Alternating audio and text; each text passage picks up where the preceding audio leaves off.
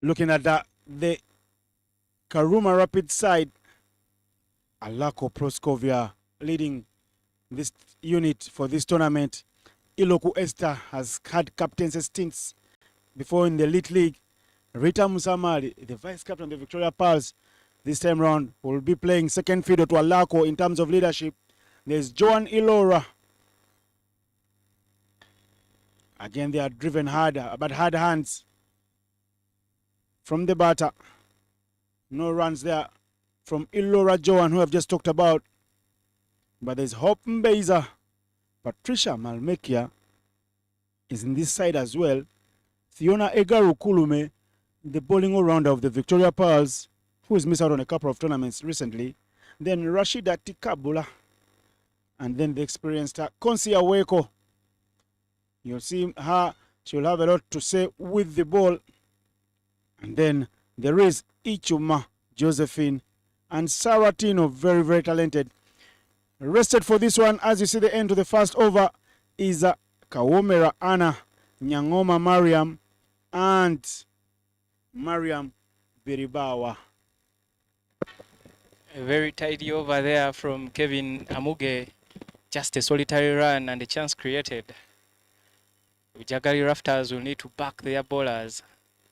Take any chance that comes up, having conceded that the other teams apparently have more batting power. So if the chances are there, take those catches and put yourselves in a better position to limit them to a meager total.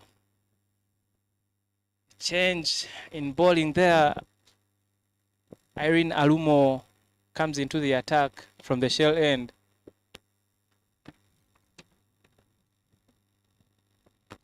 Alumo from the shell end. Jeff Kasozi must have had a heavy lunch. He's getting a fit of it. Early on here is Alumo, short run up, but she starts with a wide now, but we saw her bowling some tidy lines and very good bounce that scared the Kayakers for a moment. That's why they were not able to get to the 140, 150 that they looked like they were going to set, because they were flying at 10 per over. But here now, she came through with that good spell and they only got 110. Here she comes through. Can this be the first legal delivery? Yes, beautiful one. Asking the questions and the capabilities of Esther Iloko and what she can do. Very, very good bowling there from Alumo, just back of a length. And a very true wicket here at Lugogo. Even bounce. Some good returns there for the bowlers. Not bending their backs for nothing. Batters with all the work to do here.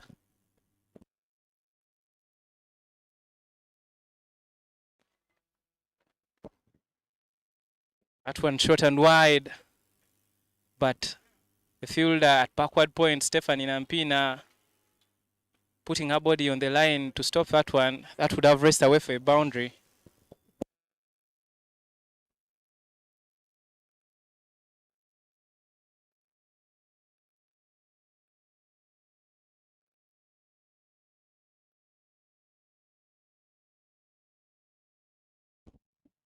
Arena Lumo, short ball. There's a pull shot, his own ends up as a hook shot. Straight to the hands of Kevin Amuge, who is riding the boundary. A deep, fine leg.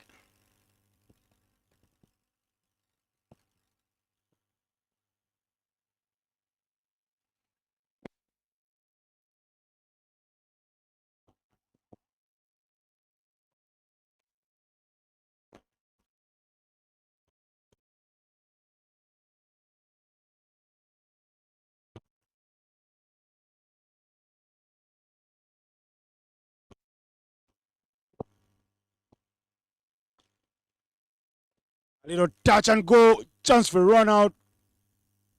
Ilora, Joan, and Iloko Esther must get onto the same network, because it looks like that they didn't call. They just run through quickly, like the chicken crossing the road. Had the throw been better there, Esther was in a lot of trouble. Fortunately for her, Mwanga Ruth Left the keeper with a lot of work. Yeah, she goes. Catch taken, throwing her hands at it without conviction. She ends up holding out in the deep. Looks like it's divine. Is it? We'll get you the name right. The person that takes the catch there in the deep. Alumo strikes. She promised wickets at the beginning of the tournament, and she's picking wickets. She says, I am coming back to play as a better, much better improved player. And the numbers are showing.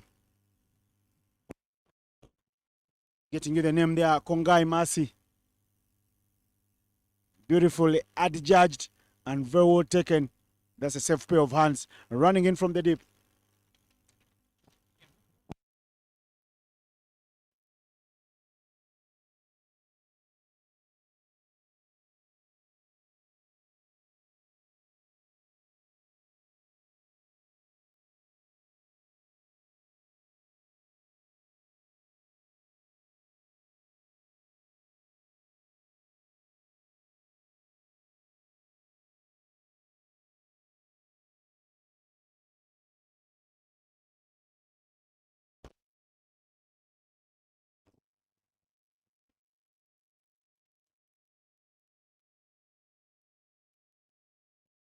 Touch and go affair as over number 3 does start in earnest. But for now,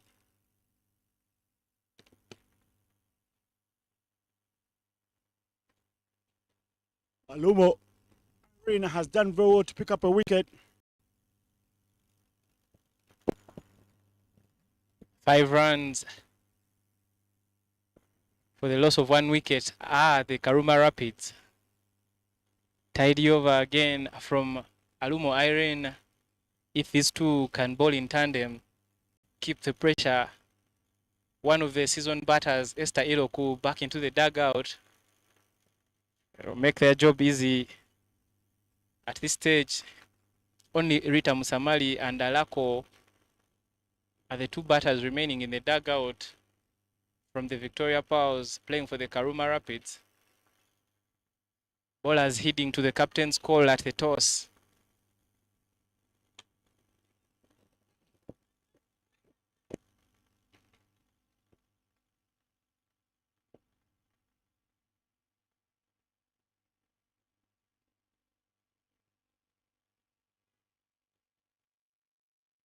Going through their overs very quickly here.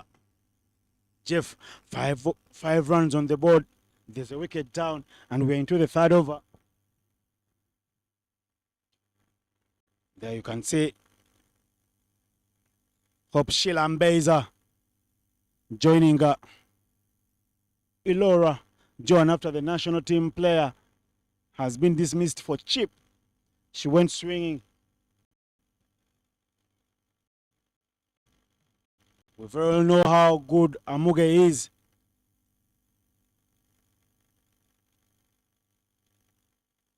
There she goes, playing a nothing shot. She'll know better, Hope Sheila.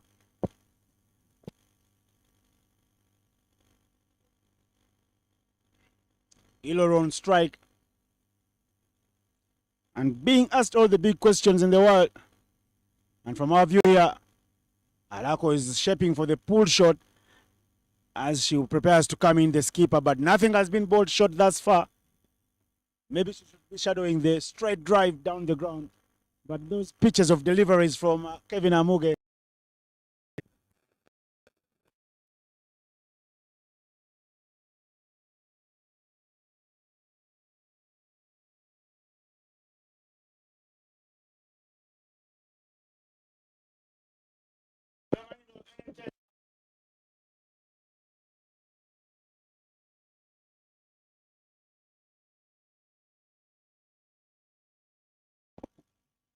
That one beats everyone. The effort in the deep. Amuge.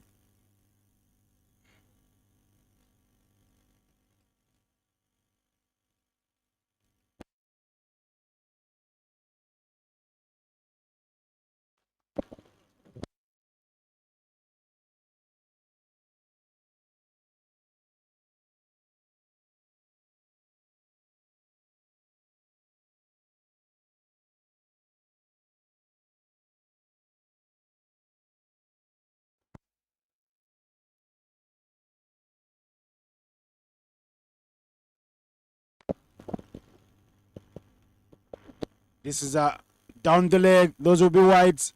Overcompensating there. Kevin Amuge, she considered buys. Of course, those won't count to her bowling figures, but to the team total they do count. But because she felt that maybe the line was a little far away from the batter, let me now bring it a little closer with my movement. Instead, it went down and down. They'll take the wides. They need the runs, the Rapids. That's another one. That is good. Beats everything. The batter, once again, playing a nothing short. The two young batters out there in the middle, they'll have a lot of learning to do from how Kevin Amuge bowls. And at the end of the third over, the score is still not yet 10. They're striving, huffing and puffing. And the score is 8-1.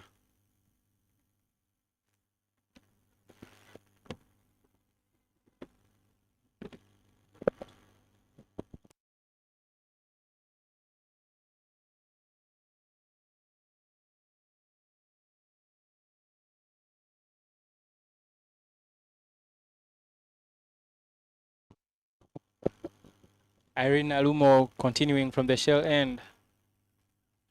A foolish delivery on that occasion.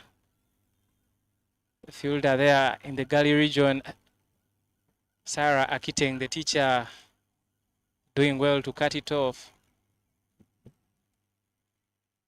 The Rafters seem to have found their groove. It's a very good bowling show from Aluge. Dotting in, creating pressure for the Rapids. Wides from Aaron Alumo. Those will be 5 runs considered. The effort from Kevin Awino is only for TV show, but not for conviction that she was going to stop the ball. She gets F for failure to stop the ball there.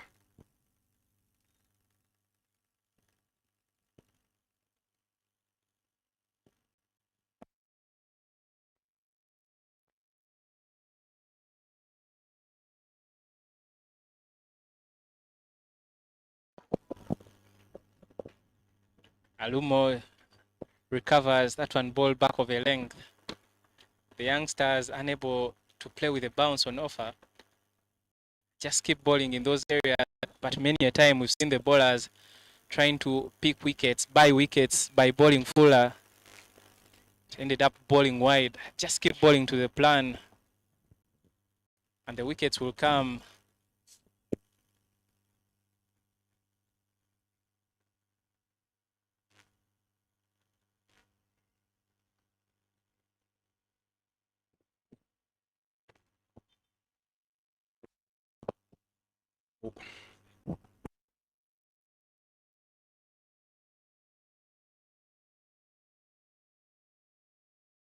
Clipped. What Aaron Alumo has been doing very well is that she's brought all those experience. We saw her when she donned the famous lemon yellow of the cricket of the Victoria Pearls. Not as quick as she was then, but she's a little more intelligent. Coming not from very far away, 30 yards. She's cut that one to 10 yards, but the bounce she gets and the lines she's bowling are very impeccable. They say when you get older, you become wiser. And Aaron Alumo is doing everything in that direction to redefine and justify that statement. Wicket number 2 for her in the game. But not only that, earlier in the morning, she was amongst the wickets again. And now she's giving the Rafters a chance to believe that maybe they can win a game today. And guess what happens? The captain, Aluko, stays back in the heart and says, Senorita here will work. She sends the vice captain of the Victoria Pearls here to limit the damage. Walking to bat at number 4 is Rita Musamali. Rita Musamali, a new batter in for the Karuma Rapids. What a year she had in 2025 with the Victoria Pearls, amassing 566 runs in 38 innings, 35 innings, 38 games played, highest score of 47, an average of 22, could have been better, only that things didn't go her way in the emerging women's tournament in Thailand. But she had a very good year batting wise. Hope she can capitalize on that in a very action-packed 2026 for the Victoria Powers. Yeah, and it would be a nice way for her to get the season side on a high. Sometimes when you start on a high, even the luck wave rides along with you. When you start poorly, I tell you, bad luck is really indeed bad luck, because even on a bad day, banana can break your tooth. There she goes. Little Tico from Samari. She's got good hands. I think she's Indian only for skin color to betray her. But the wrist work with which she plays, typical Asian player like. She cut a full-on figure for me in Thailand. Jeff Kasozi, you were there. I don't know if she didn't get the best of meals. I don't know. Her body language on the field, even the way she was feeling, told a different story from the Rita Musamali we know that we had seen over the year. So it was a tough outing for me. I don't know, Jeff. You must tell us something that you know. You as a man who was enjoying. But for now, we close over number 4 with just 12 runs on board. They are snailing through the innings because they've already lost 2 wickets.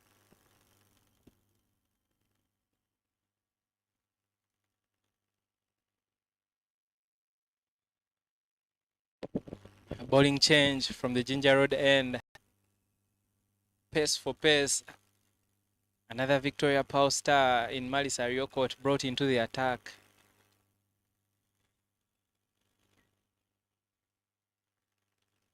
Innocent, last year in the women's Laika Super T20, Malisa did something magical, historical, something we've never seen in Ugandan cricket, picking 5 wickets in 5 balls.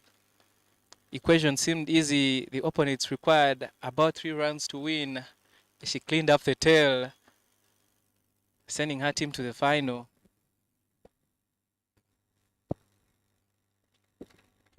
She was a body of work in the morning game. Malisa Ariokot, good energy levels, both with the ball, with the bat. Jeff Kasos, you still call her one for the future. I say that is gone past her now. She's been in the setup since she was 16 and earned her colors, national cups early on. Now I think one for the future will belong to a player like Joan Ilora, Sonia Nampera, Blessings Apio, Divine Nyamer. Maybe those should be the ones for the future. For now, Malisa Ryokot looks like a veteran at a young age because she's been in the senior setup for some good time. Samali putting bat on that one, but because the way she bats with her bat covered, so that one not getting enough meat on it to pierce the gap or force the fielder into an error. A good point, Innocent. Rita slicing the bat as she's making contact. Limits the impact. Always confident and capable of getting those singles on the onside because of her good wrist work. She knows how to beat that fielder at a short mid wicket, at minute time, at long on, because what they do now for Rita Msamali, Malisa Ryokot and her skipper have Mercy Kongai down at long on, and for the younger batter they bring her in the 30. You can see the girls are not just playing the game, they're thinking the game. See, thinking caps on their heads. A good game awareness. A lot of lessons for the youngsters. Bring in one fielder, take one out in the scoring areas.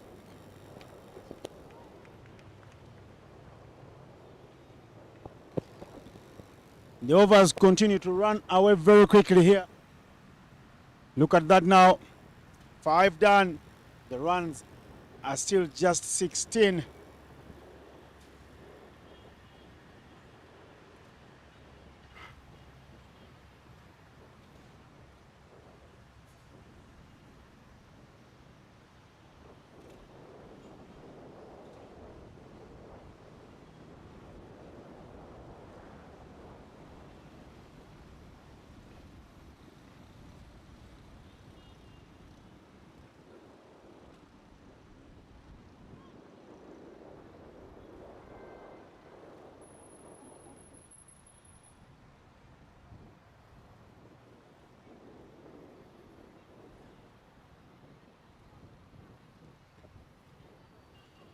Change of bowling from the shell end. Asumin Nakurut comes into the attack.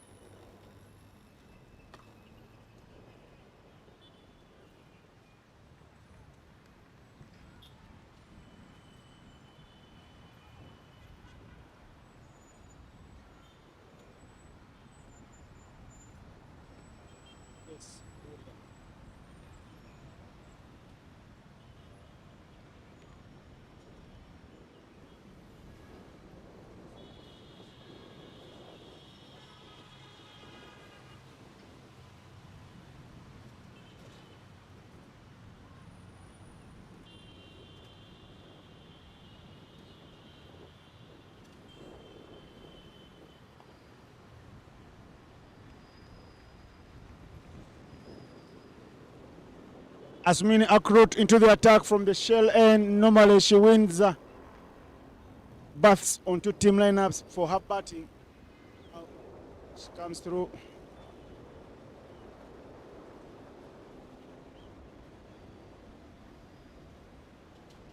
With the ball. We saw her in the morning game. She's got a chance now to bowl also. In the afternoon game, she has got work to do.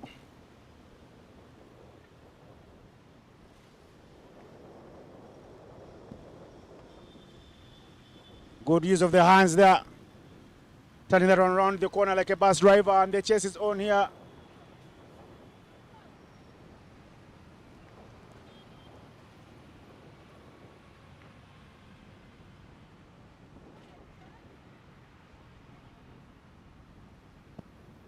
And Nyamer was on that one.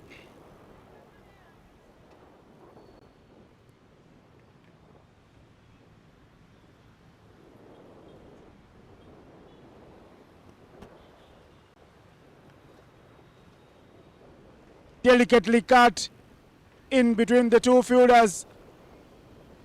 The Dawn beaten and cover point chases and gives up.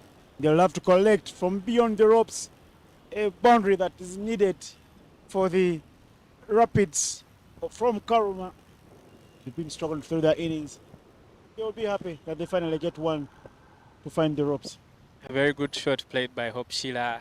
Played with authority, short and wide, picked the gap well, hat raced away. Kapil, the umpires have not been in a freebies mode. We have had a seen LBW's shows that have been successful, and cramped for room on her pads but high.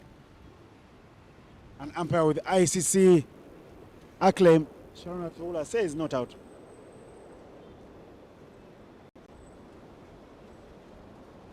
Wides will be called again.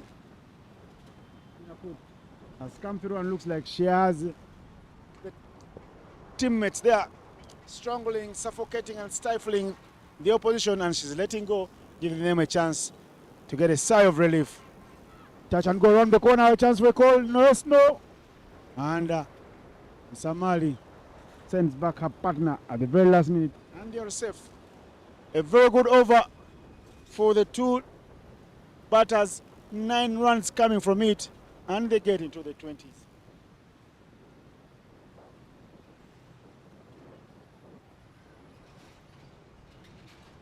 It's 23, it has improved threefold because of the 9 runs that come through the over.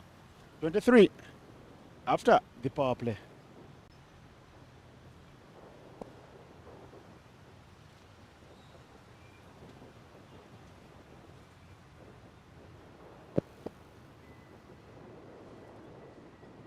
Scoring great there.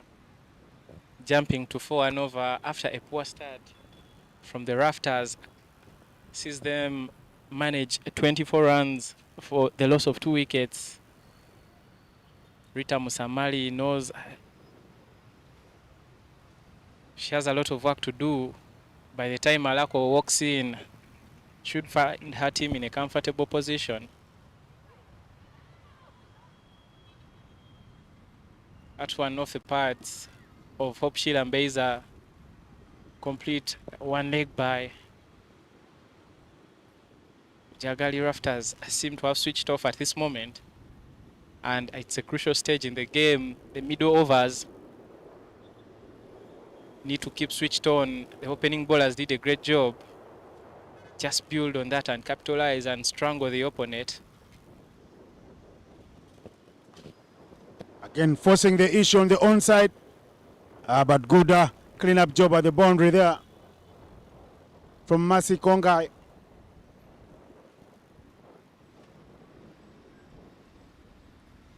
The fielding show from the Rafters, much better than what we saw in the morning.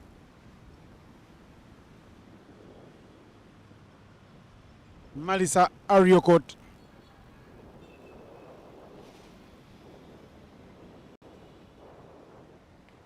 What needs to be done here is that Hope Sheila must realize she went up there with a bat. She's been kicking many and the appeals have been loud. The coach for the first time gets his voice heard, Ivan Kakande, saying exactly what we're talking about in the commentary box, asking Mbeiza to use the bat. Every time she's quick and she has the opposition up in arms appealing.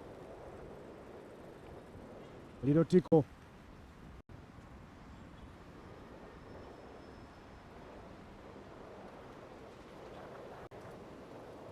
The runs matter here, and if the scoreboard continues ticking, that's what they want to do. That's the idea. Someone whispering here into my ears. Sheila Hope Mbeiza guilty of playing too late and being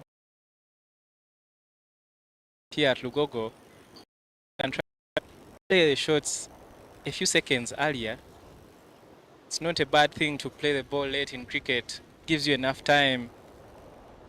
But she's being beaten by the pace and needs to adjust accordingly. And with that, the captain makes a field setting change. Kevin Amuge sent to the mid-wicket region. Cut off those quick singles they are taking. The captain, they are showing, of course, they're putting on their thinking caps with the assistance of the keeper, Kevin Awino, but they're guilty because the bowler doesn't bowl to the plan, and the bowler is an experienced one for me. She strays away onto the leg side, and this one, the finest of tickles there from the experienced Rita Musamali, who gets a boundary and telling them that whatever you do, I'm also watching.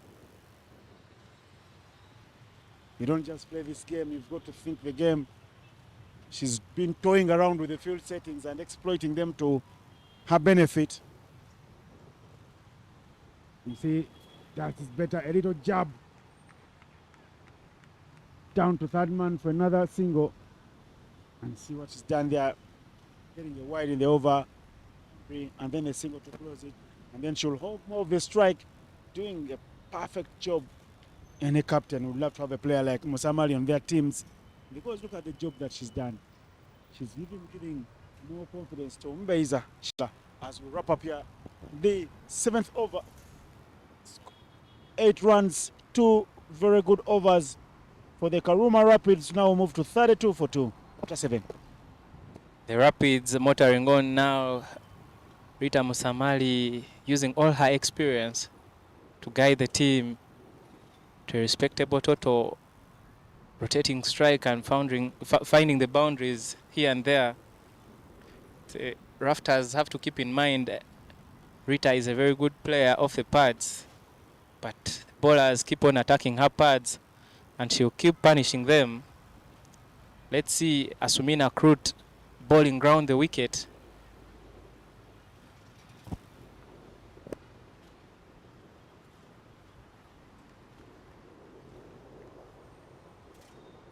When you bowl around the wicket, it looks like you want to bowl in the blind spot of a batter. And many times that blind spot is right under her chin, where she's having the stance from. But many good batters also play that shot off the blind spot very well. And Musamali is one of those people who have good hands. And anything in her legs is like a freebie. She always gets runs there.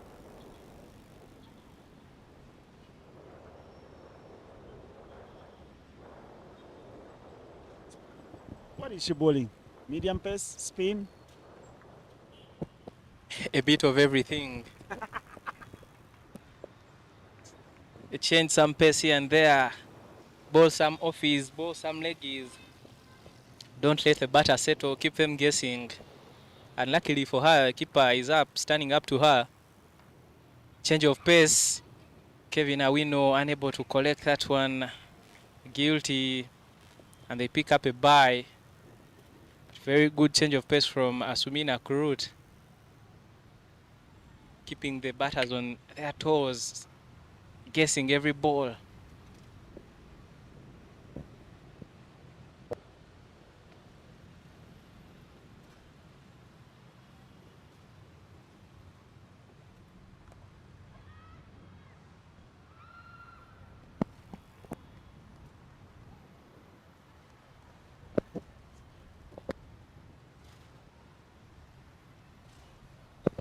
Very casual there from Akiteng Sara, national team player, dropping the easiest of catches. Power packed there from Musamali, but look at the pickup and the fielding show from shot number 23, Malisa Ariokot.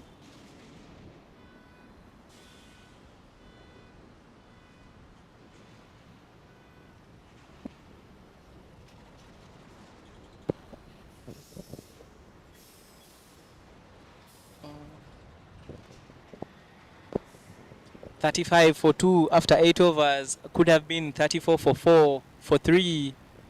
But Sarah Kiteng, too casual out in the field, putting down 1. Karuma Rapids regrouping.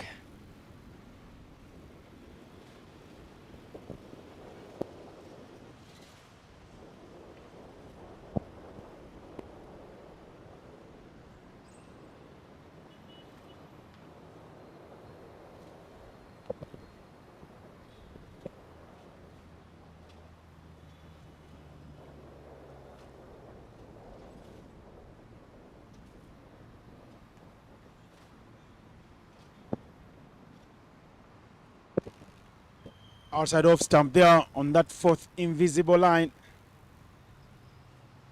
And she swings for the mighty. She gets nothing, no glory for her. Musamali has done well to resuscitate the innings, but she must hold fort and play on and leave very few resources for the rest of the people. Because you know, there's a good power hitting to come if Alako gets into her groove early on. Rusty from Kevin Awino there. It's been the tail of the tape for her today. Diving for sure, not for conviction. If the tail continues, yes, the off-season is gone. Everyone must now wake up and smell the coffee because it's burning. It's going to be a long season. If you start slowly, you could get caught up in a tiff. Or if you play half-hearted, you could even get injured, but that is very well tickled. Does it press out to the boundary? Oh, yes. Hope Sheila Mbeza looking good there with that one. A swivel pull. Stylish stuff. Short ball there from Mwanga Ruth. No pace whatsoever, giving the bat enough time to play it wherever she wanted. Hope Sheila opting to place it between the two fielders, a deep square and fine, picking up a boundary. Hope struggling at the moment, but that boundary will give her some bit of confidence. Once again, a drive me ball, but she plays dead. Anything on the good length seems to be challenging for her to play. Needs to improve her game. T20 is a runs game. You don't need to take up the resources.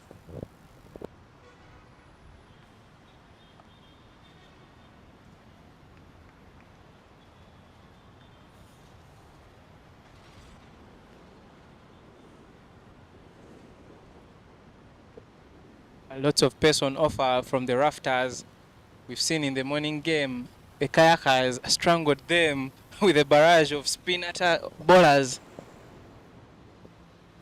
Ball percentage from the game over 10 overs were dot balls in that innings. Getting to the 70s, late on in the game. They tried to chase down 112 Pain. The Rafters were always in trouble. Very strong, with many all-rounders, and the seniority on the day showed. And some of them on the doors for the senior team, like the former Baby Victoria's captain, Jamia Muhammad, flourishing with 49 of 38. 48 of 39, I beg your pardon, falling too shy of the half century, but that innings of ours was full of power. 4 balls and 3 mighty heaves out of the park. Deserved that play of match award. No contest whatsoever. No one came even second to her claiming the play of the match award. Good intent on show from Jimia, what the coaches for the Victoria Powers have been calling for in women's cricket. Someone who can go there and express themselves, show the intent to score runs, playing up and over in the power play. Motored on quickly, 35 in 5 overs. Set her team a good platform. Well, we thought they could reach the 140 mark. They failed. Other team members failed to turn up on the day, but 111 was enough to pick them that win. And finally, Innocent, the skipper, Stephanie Nampina, hearing our call and introducing a spinner, Sarah Akiteng, starts off with a dot ball.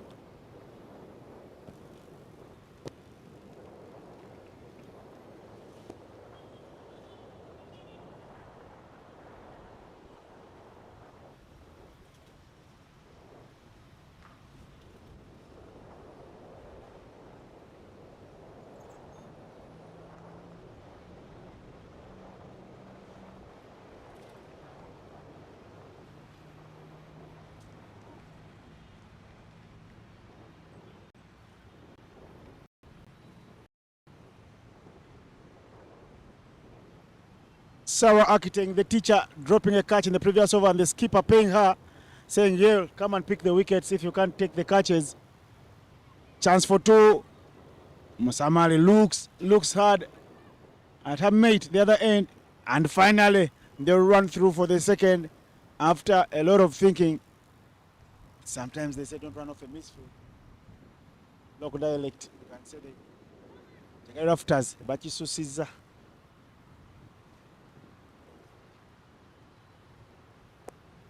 A male divine, the guilty party on that occasion.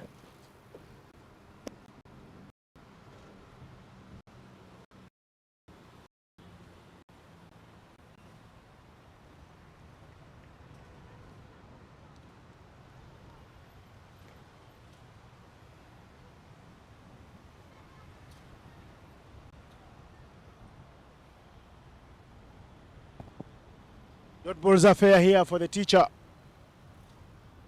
But now she overcompensates, and that's many a time her problem when she falls over and she then ball with a stable base with the right foot, giving her a grip for where the ball should go. Because many a time where it ends up is where the ball goes. Again, just goes over that leg stump. But the shot you could see was clearly one that was supposed to come into the onside. Hope Shilambes are continuing to fight here. And at the end of the 10th over, the score is just 44 for 2. The two batters out there, Hope Shilambeza, 15 of 25, Rita Musamali, 12 of 19, starting to relax a bit after a quick risky start she had. The Rapids shall know that the Rafters are not an easy side to go with. Anything below 100 will be a difficult score to defend.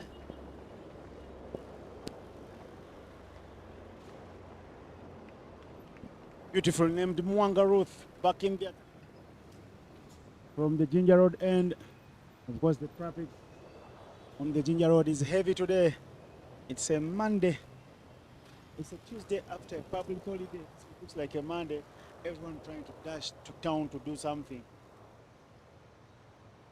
And it's coming after a long week, weekend where Uganda did celebrate also. The ruling party did celebrate also their liberation day. You know, Jeff, you feel liberated.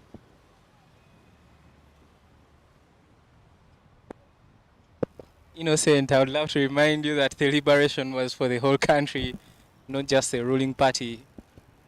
Well, whether we are liberated or not, I thought it's a National Resistance Movement Liberation Day. Correct me if I am wrong. they liberated the nation. It's a Liberation Day for the ruling party. It's for all Ugandans to celebrate. Mwanga Ruth bowling it fuller, chance for a catch. Nyamel Divine not in good position to take that one. Chance for a run out. Kongai Mercy doing some good work in the outfield. Cuts off that boundary and limits them to a single.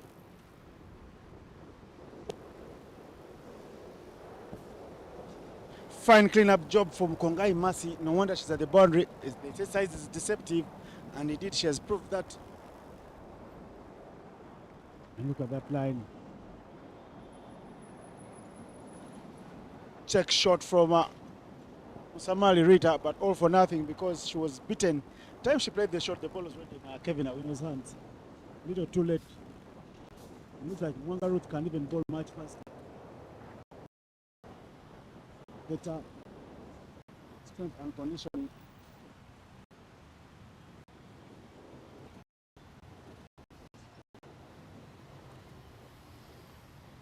There's the swivel, but straight into the hands. Mwanga Ruth will celebrate a big wicket. Arguably the biggest wicket for me in the tournament. She went high on the swivel, got into the line of the ball, but because she didn't pull it out of the middle of the bat, went off flying off the top edge. Easy pickings for the fielder shot mid-wicket. And it's a wicket time for the Rafters. Nyamel Divine redeeming herself after a couple of misfields here and there. Holds on to that one. Rita Musamali has to depart. Innocent. Rita's struggles against pace continue to show. Mwanga Ruth pouncing in short and fast. Rita sort of taking evasive action. Plays with the bottom edge of the bat to the fielder at the mid-wicket region. And in comes the big hitting Proskovia Alako, the captain for the Karuma Rapids. Big task for her. If you're watching on the screens, you can look at how serene, how beautiful Lugogo is looking on a very hot day here in a country that can give you 4 seasons of weather in a single day. Because we had rains in the night, in the morning, but look at the sun saying, well, let's play. And the girls are having some fun.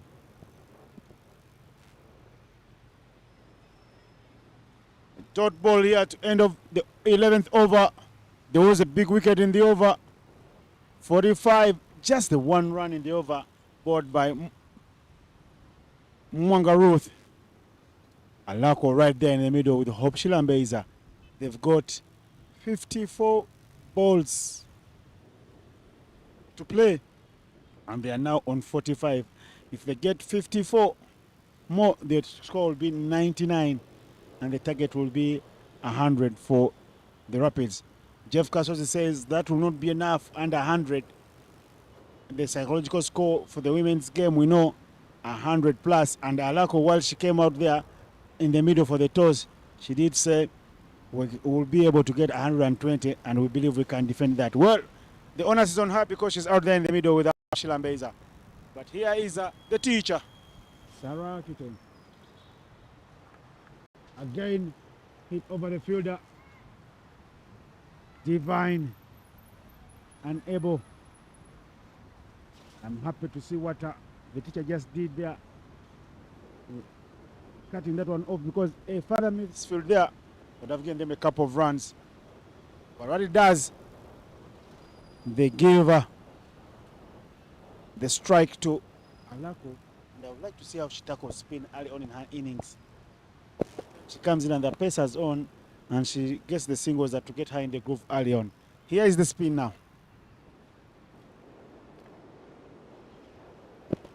Smart cricket from her. Just straight down the ground because the fielder was not even in the 30. So gave her a nice chance to take the easy one and get off the mark immediately. That calms the nerves for any batter in the world. Yes, innocent. Good cricket from Alako. Give herself time, play herself into the innings. Still 52 deliveries left in the innings.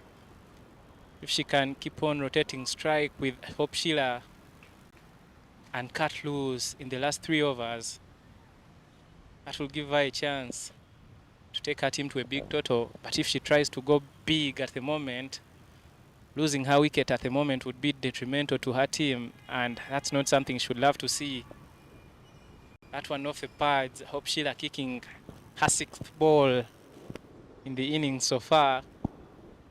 A lot to work on in her game.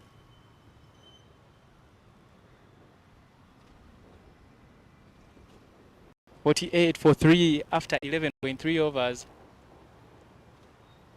Nice tickle there from Hope Shilambeiza, who's worked so hard to improve her strike rate to get it above 60. And the fielding show here from Kevin Amuge. She's livid with herself. She's angry with herself. She's had a torrid day in the field. And those things happen, Jeff. If you come and put in a half shift, the ball will look for you. And the day will even be longer.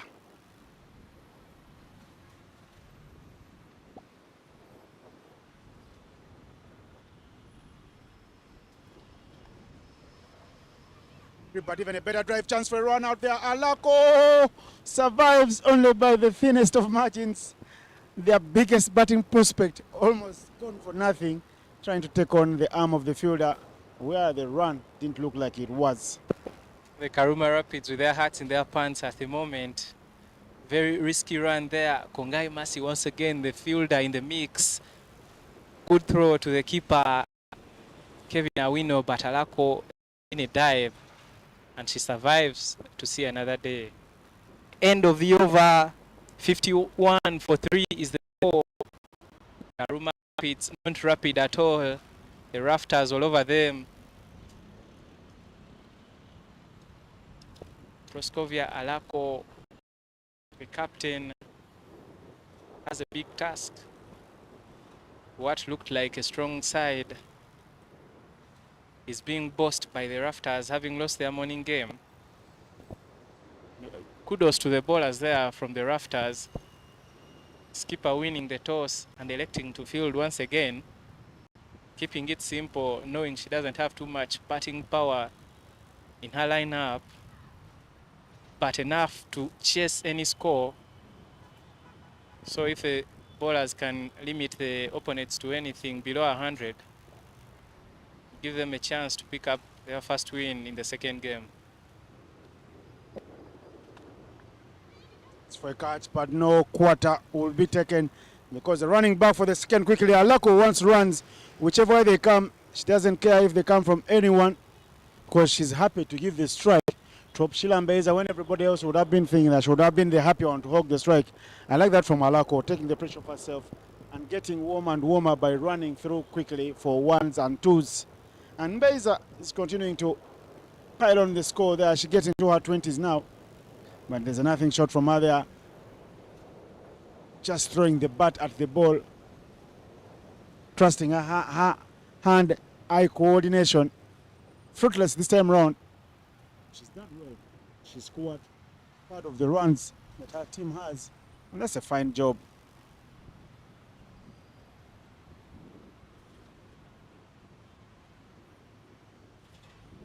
Again, a nothing shot from her. Not a dab, not a drive. Just like anything with a little extra pace does throw a shiver down her spine.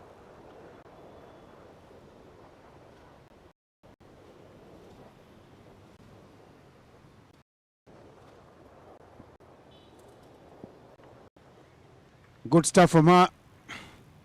Right there, Hope Shilambeiza. Just touch and go in front of the eyes of Divine Nyamer.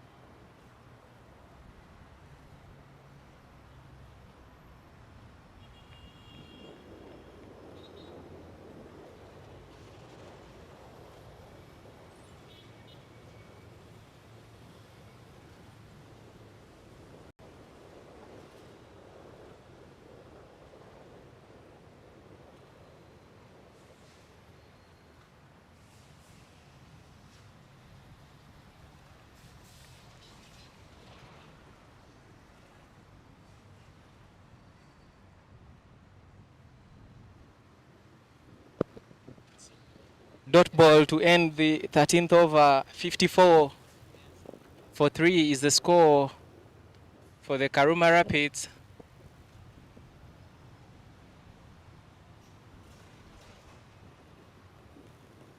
Sarah Akiteng continuing from the shell end.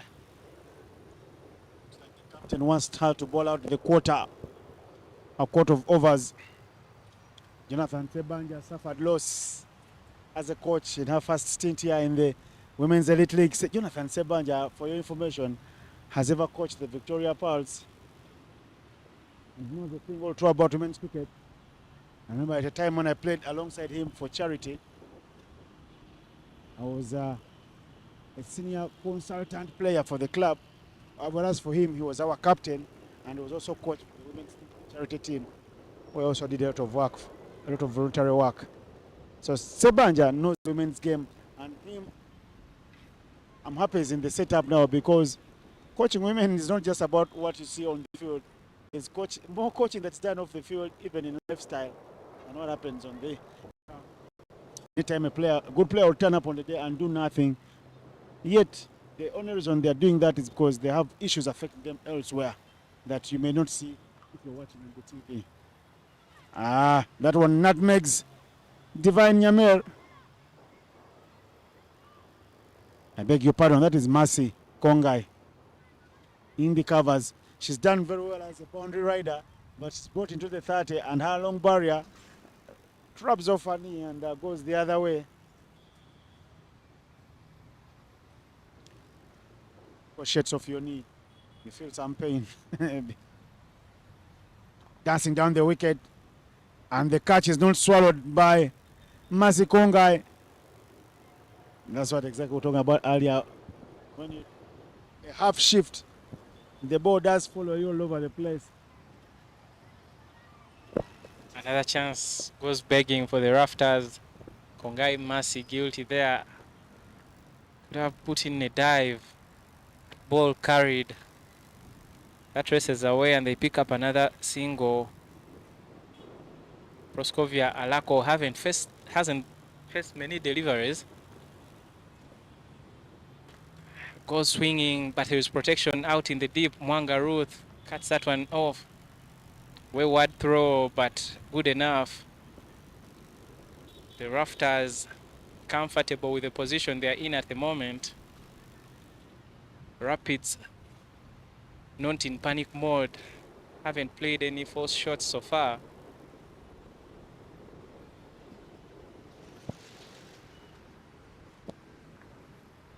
I like how Hope Shilambeza is up to the ante in her hitting range. She continues to find the singles here much easier. Hope Sheila, she struggled early on, but she's improved with time. And Akiteng must find a goal. She was brought in to pick up some wickets and throw some shivers down their spines. But what they've done, they have rebuilt, barring the wicket fall of Musamali 2 overs ago. Not in panic, we said, but nothing rapid about the innings of the Karuma Rapids so far as well. Big appeal, the big wicket. Commentators curse indeed. Ako will fall. She was only getting into her group. She was starting to size them down nicely and punching them with power down the ground for those beautiful singles we saw. But well, it is the end for her. Proskovia trying to give herself room there to access the offside, but unlucky to edge that one to the gloves of Kevin Awino. Tidy work on that occasion. She has been guilty on a couple of occasions in this game and in the morning game of putting in half efforts, but that one sticks and the captain has to depart.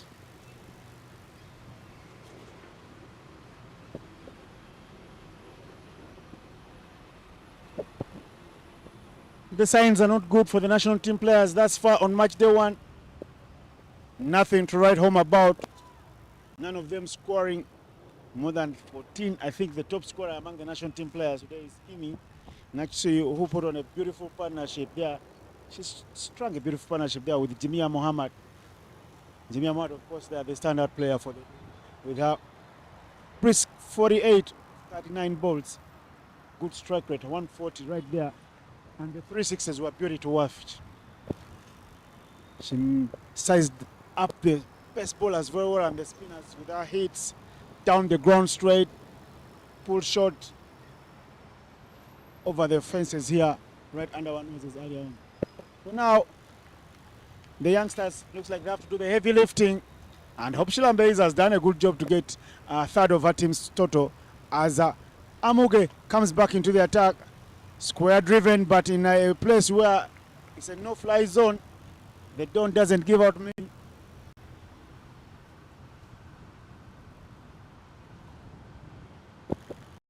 Like 90 now. All 100 now looks like 80. More wickets.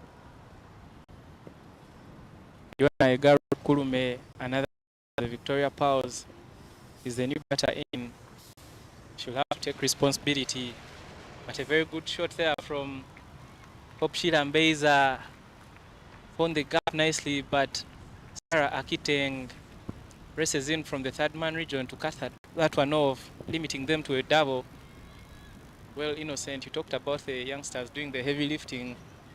Does that show good signs or bad signs on the side for the senior players, relaxing a bit in the holidays after that heavy calendar they had in 2025? Youngsters putting in a lot of hard work in the holidays while the seniors are relaxing. Off the middle of the bat there for Shilambezi, but no runs. Hit straight to the hands of Mwanga Ruth in the covers. Yes, they are rusty indeed. Only those that have been working in the off-season, the signs are clear and everybody can see that. You saw how Lona Anyait was applying herself in the morning. You saw why Muhammad Jimia, the former Baby Victoria skipper, was working as well. So only those that did take the off-season seriously and chipped in some work are reaping the fruits now. The rest are rusty, and even Jen Baba said it at the toss, that she's happy the girls are showing that they still have the skill levels, their skill sets can do the talking for them as they shake off the rust, and says this tournament will help them find their groove. The two coaches having words here, Jonathan Sebanja and Ivan Kakande, not of course on your screens, but right under our noses here, under the dugout, under the dressing room. And it's all right to share notes sometimes. It's not a marking guide, just notes. The players must do the job themselves. The coach's work only stops behind the ropes. Bouncing onto it nicely there and hitting it very hard. Long levers there from Fiona Egaru Kulume. Says, I've been here for some time, but I still know how to play this game. And she breaks the shackles with a beautiful boundary. With an offer there from Kevin Amuge, and Kulume pounces on that one. Played with a lot of power, not giving the fielders any chance whatsoever. We've seen previous deliveries played by Hope Sheila playing with the soft hands. Could have gone harder. Perhaps she could also have picked boundaries. In this occasion, Kulume finding a boundary in the gap there between the backward point and the extra cover region. That will give Amuge a lot of thinking to do. And good recovery there. Pulls it a bit fuller. Catches the edge of Kulume's bat, but that falls into no man's land. Good recovery from Amuge to end the over. 67 is the total for the Karuma Rapids for the loss of 4 wickets. 5 more overs left in the game. Those are 30 balls, Innocent. If they can get a run a ball, that takes them to 97. Yamel Divine finally brought into the attack. Stephanie Napina preferring the pace to the speed. Pace bowlers have bowled 80% of the overs thus far in the innings. The only spinner to get the ball has been Sarah Akiteng, Finally, the ball thrown to Mel Divine, leading wicket taker in the National League from 2025, like a Women's T20 Cup. Starts off with a good length delivery there.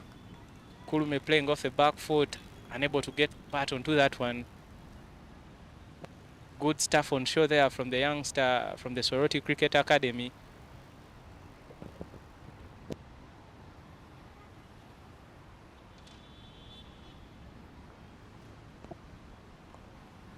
Yonegaro Kulme looks like she's decided if her team is to get anything, she's going to hit out a bit. You can see her, she's not giving the young Divine Nyamer a chance to settle into her bowling routine. She's playing all different types of shots. This could go one way and could be either Divine getting out of the park or Divine dismissing the all-rounder there. The youngster on top thus far, 3 dot balls. And another one to go with. Karuma trying a lot of things. Walking down the wicket, shuffling, but unable to find the gaps. This stage, I think she should just stay still, wait for the ball. Play her shots. Once again, shuffles. This time round, full bat onto that one and picks up a boundary for the Karuma Rapids. Karuma has got a point to prove, ignored by the setup of the Victoria Pearls in their last 2 to 3 tournaments. Away for academic obligations, but now with that degree in her bag, she looks more settled. Having a long chat with the Victoria Pearls coach earlier this morning after the anti-doping session, the anti-corruption session, and now the way she's batting with conviction, it tells you the player's mindset.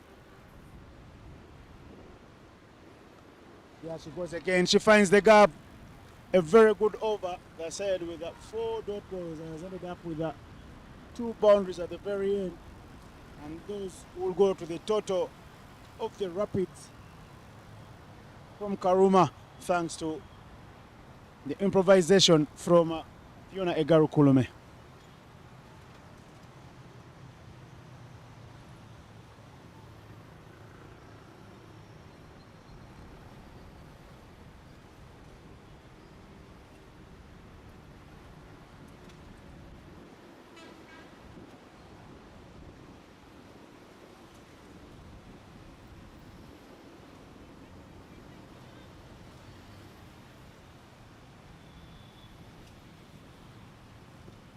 The time looks like was running out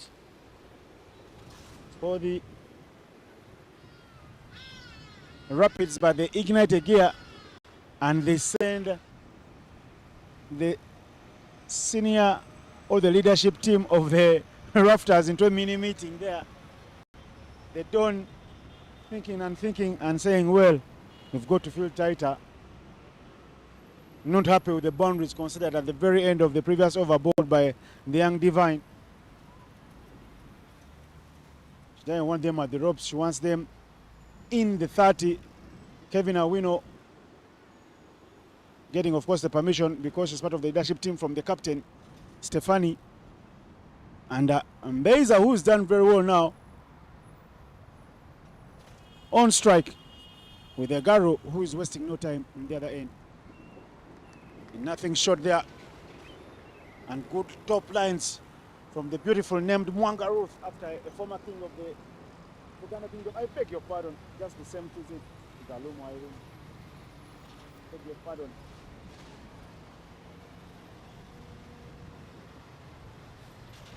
Has spelled so far 2 for 10 in 2. Short ball. Those will be wides. They will be welcomed by the Rapids. We're talking about Alumo and her return. Shorter run up, but most straighter and more business-like, because now she's even picking up more wickets than when she used to come all the way from 30 yards. She loved to call herself Pace Mama. I would like to ask her what her nickname is in her new world as she returns to the game. Hoiked up and over. Of course, it was always going to beat her after the bounce because once it lands, it drifts further away from the fielder. 4 runs to the total. Pace on that one. But these youngsters, looks like they're never scared of pace anymore. Well, Innocent, just before that ball was bowled, I wanted to make a point about the field setting. Packed leg side protection on long on, square fielder, 2 straight, and Hope Sheila waits for the ball. And on this occasion, pitched in short, waited for it and hooked it in a region that had no protection whatsoever. I think they would need to rethink their plan. If they keep on pitching it short, the fielder in the deep there is too straight at square. Could move a bit finer. From Alumo. And for me, there's no problem with her bowling it short like she's doing. But keep it body line. Cramp up for room to play the pull shot or the swivel and get the protection in. Have the deep mid wicket in and get a square leg in. Or maybe move that fine leg a little rounder. But there's a chance for that catch, that fine leg. So just throw in another fielder there in the mix. Now you see she takes all the pace off. But still a tad short because she's looking like she doesn't want to suffer another boundary. Brilliant from her. Bowling pace off. Gulume, what is she thinking? She has raced to 13 in no time. 13 off just 8 balls. That's a strike rate every coach will love to see. 160.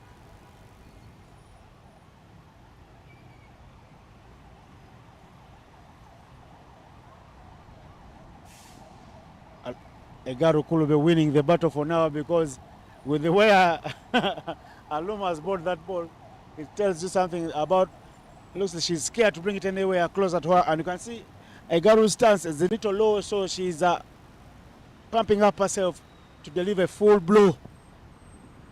And anything in her zone. She's one with the long levers.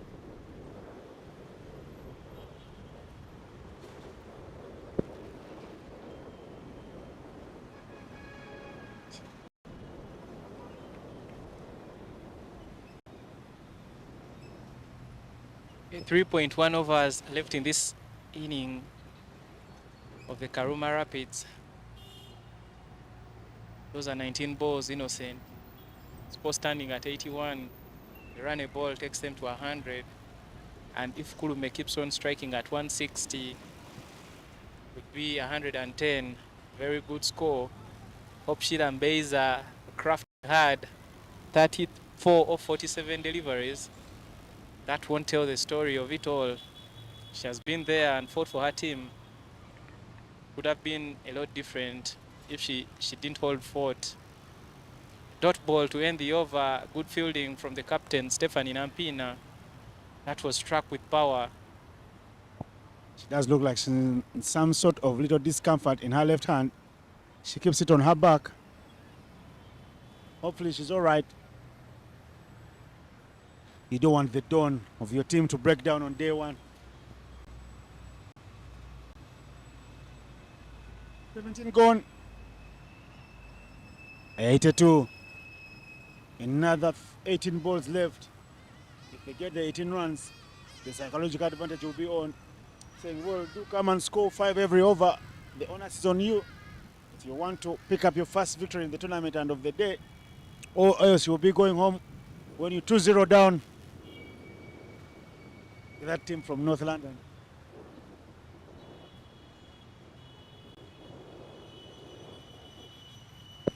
Innocent rubbing a few bruised egos. A very big win for the Red Devils over the weekend. And of course, a couple of United fans here in the cricket fraternity, myself inclusive, enjoying the banter for the rest of the week.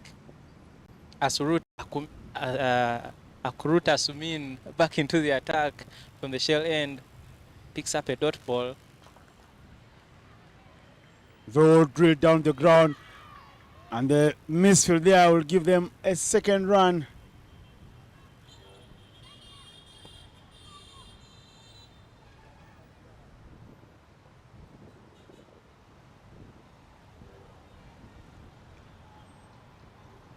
Tahia Nasuna, not used for the evening game, to ball. First time she appears in our camera frame here. And there's a misfield coming off her. Asmin Akrut.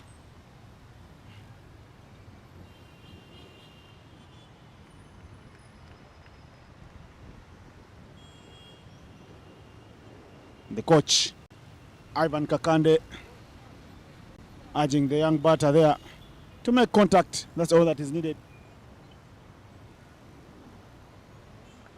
Touch and go. Very well done. These young players are even much better because they take advice. If you take advice, you stay in the coach's good books. And they tell you what, you always find yourself in the playing 11, even on your bad days, because the coach believes you could win them a game because you take advice. And see what has happened. She struggled early on, but she's leading the runs chart for her team. 37 already of 51 balls. Give her flowers. The strike rate, not made in heaven, but it's good enough.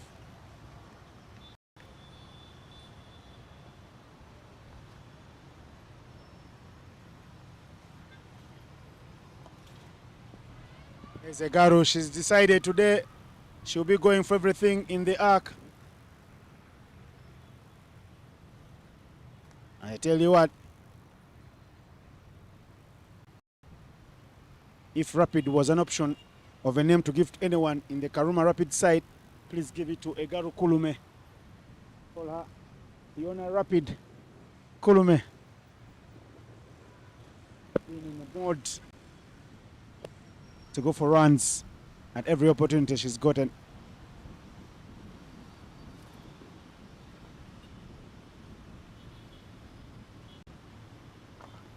Down the ground, hit very hard.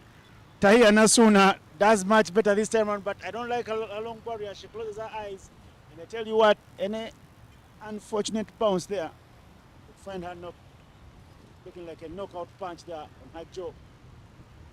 And I tell you what, the cat ball does hurt big time. Kulume will hawk the strike as we start the penultimate over, and the score is 88 for 4.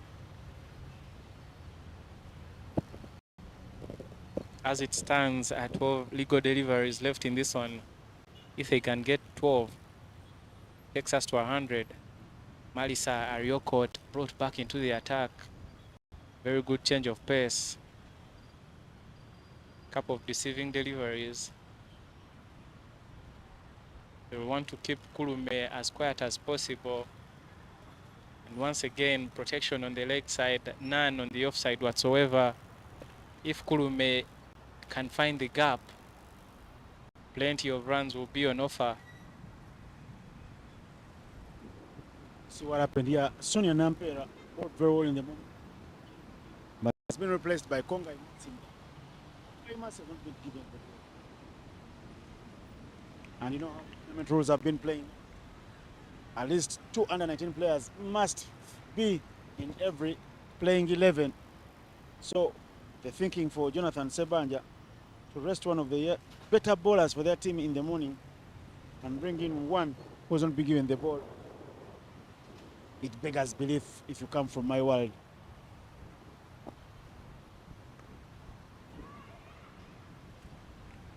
Some good pace from Malisa Ariokot, who looks like she can bowl for an entire day. And for me, also what beggars belief is in her thought process. She doesn't seem to bowl her most dangerous and delicate ball, the slower ball, which has picked up many wickets over the years. It's on for her. She says, well, if you have the power, hit me wherever you want. I am coming full speed. Like a Formula One. Innocent, it's a juicy wicket here at Lugogo. Good turns for the bowlers. And why not enjoy the conditions while you still can? Very well said. There is the slow ball, finally. But I tell you what, the sweepers have been pinpoint accurate. There have been a few butterfingers in the 30 yards from those two sweepers, Mercy and Divine. But out of the 30, they've been superb.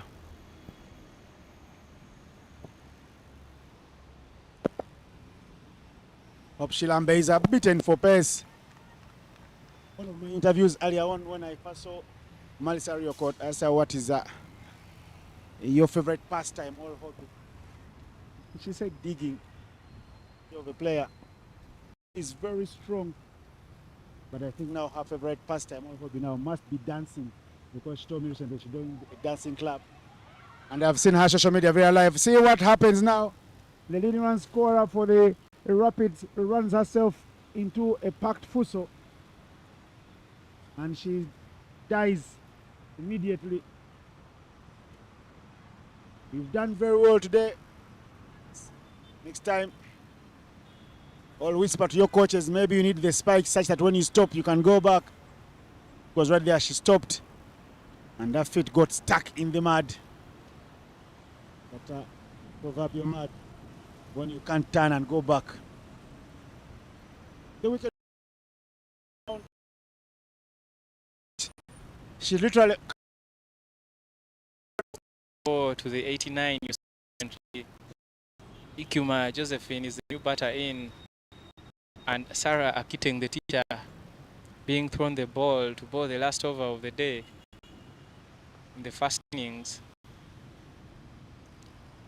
Fiona Kurume with a strike walks down the wicket, swings hard, but is only able to pick up a single towards the fielder at the long on area.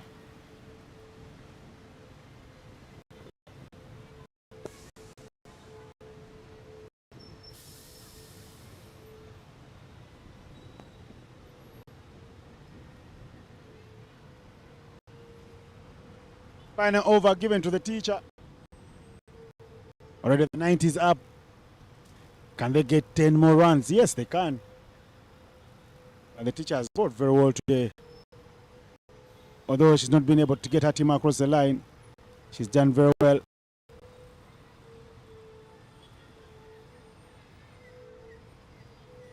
Josephine Chuma swinging and missing. The off running there. Kulume was already home safe and dry even before Ichuma could think of taking the single. It tells you of the urgency needed. And now, let's see the show. Will she connect one here and make her team believe that they can get to 100? Well, it's just 9 runs away. And 2 big hits from her can give them that psychological total, the pre-coveted figures, the 100. She won't be getting runs if she bats like that. She needs to improvise. Because if she bats like that, the teacher won't be changing her lines.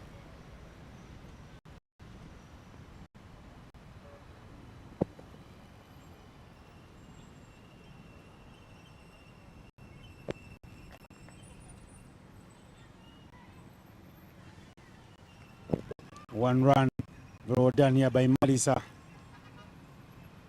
Pullman not happy for getting just 1 run from a shot to Venom.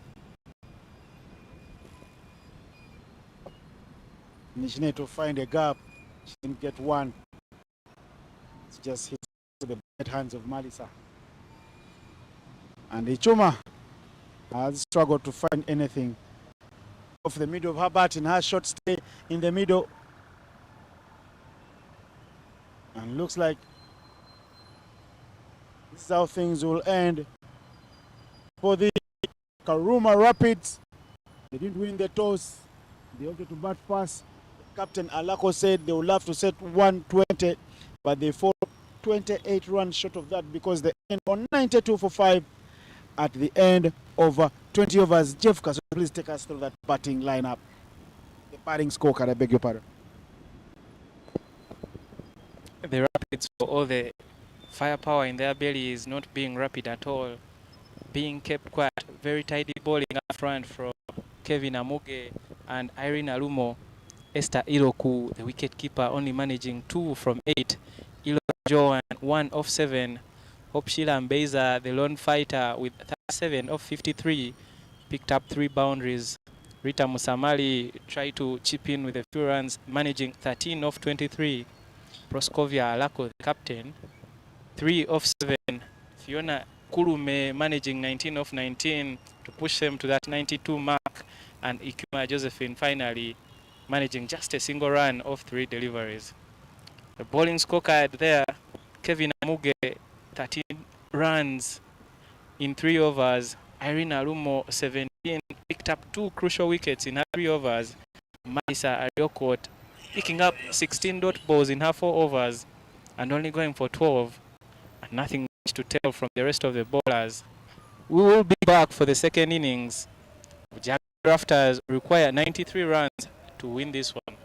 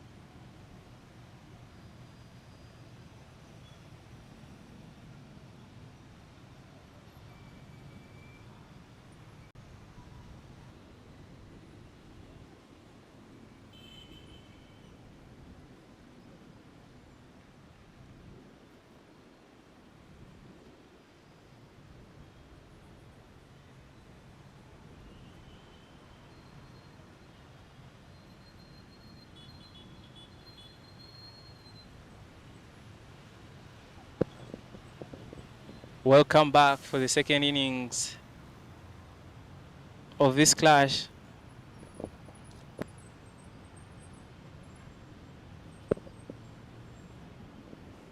Bujjagali Rafters taking on the Karuma Rapids.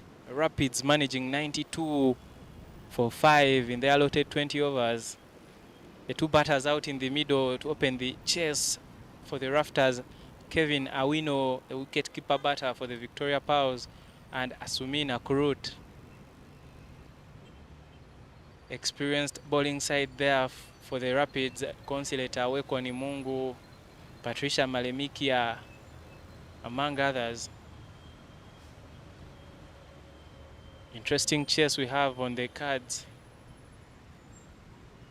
Rafters playing their second game of the day, having lost by 32 runs in the morning to the Itanda Kayakers.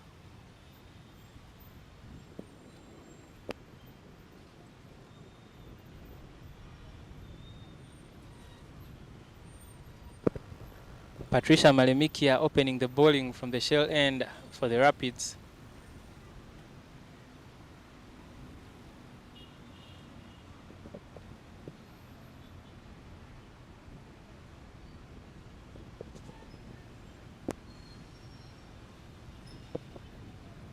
This is the Waterfalls Elite League 2026 edition.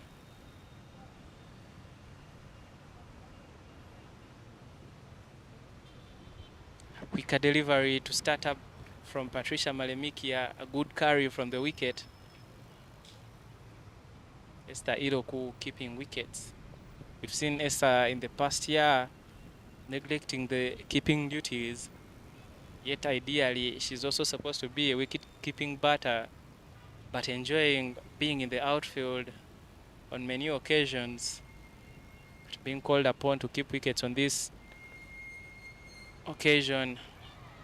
Another dot ball there from Malemikia. That one bowled a third fuller. Kevin Awino not looking comfortable with the pace.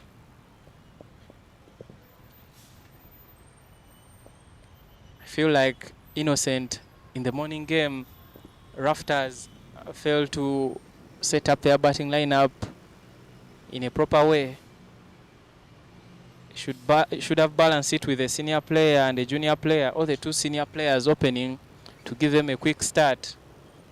But opting for the slow scoring Kevin Awino and Asumin got them to a poor start, left the other batters with a lot of work to do. Kevin hit on this occasion and needs a bit of medical attention. Well, ladies and gentlemen, I'm not alone in the comms box.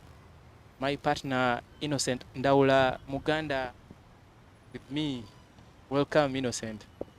Thank you, Jeff. One man is Jeff Bezos with me in the comms box. Very good company. Serves the association for cricket in many different capacities. This voice in the comms box is a good one because he's also the analyst Pauls, and he brings that rich vein of knowledge to the comms analyst of it.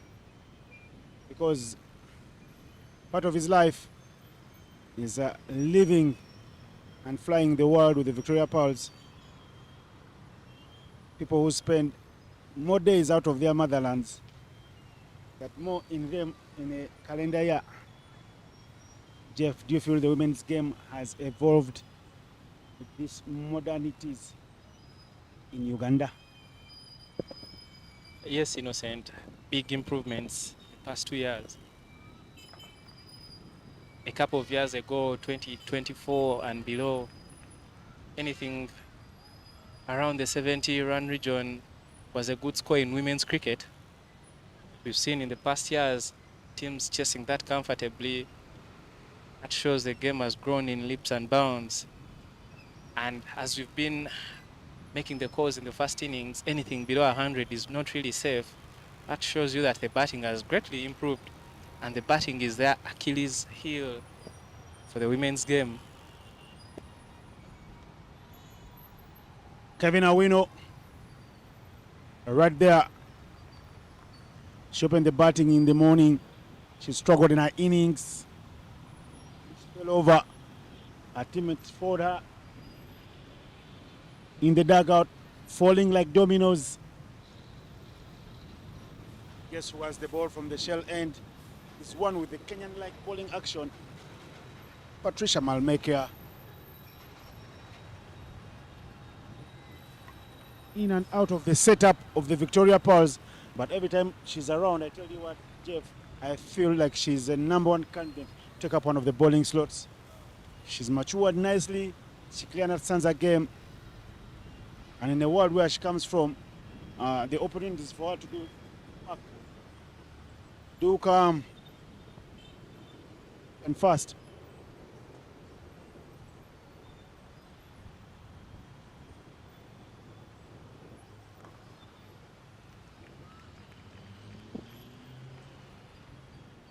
Dot balls affair here to get the inning started. Just the 1 run from a beautiful overboard by the beautiful Patricia Malmaker. It's upon a time a model. I don't know if she still runs the catwalk with the red carpet, whichever you want to look at it. She brings a lot of energy to her bowling action. And she's done well for the first over, giving her just the 1 run to keep the Rapids in control of things here as the Rafters look to glide the waterfalls. Nice, safe and easy.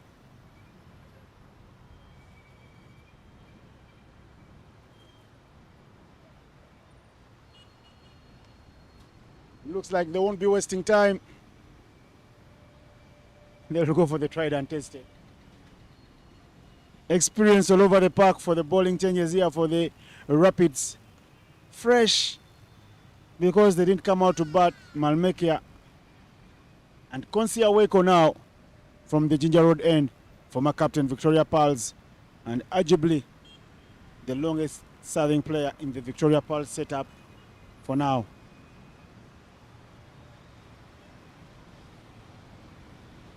I like her size now. Looks like over the festive season, she's chopped off a few pounds while many of us were feasting. Innocent, the Victoria Pearls coaching staff keen on keeping them fit. Every player was tasked with running 3 kilometers under 15 minutes at least once every week. You have to submit the data in this modern age of technology. And that's why you see, despite the rustiness in the skill department, the fitness is thick. I tell you, where I live in the west of Kampala, I have seen many of them run, but I'm also looking for a few kilometers. I tell you, it's been impressive. She's trying to dance down the wicket, but all that is in vain, and she'll know she's digging her team into a hole because Konsia Weko doesn't change lines once you start playing her like that. Until you start to think, until you start to improvise, until you hit a couple of balls, she won't change lines, and you'll get your team nothing. No runs all over the place. That one, Kulome anticipating quickly, carrying it out. Of course, good friends there, Konsia Weko from the end she's bowling from with the umpire, because both of them also umpire in the men's league, also the women's league. If I were a batter, I would be thinking from the end where Konsia is bowling.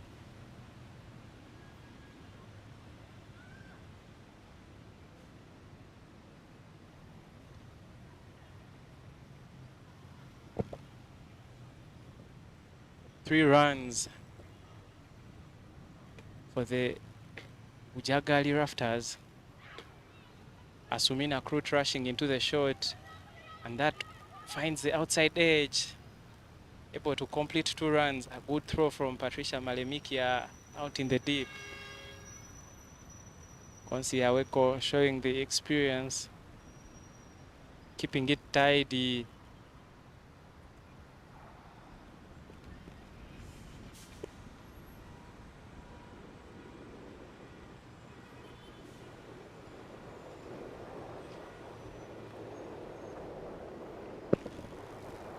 Very good sweep shot there from Asumina Krut.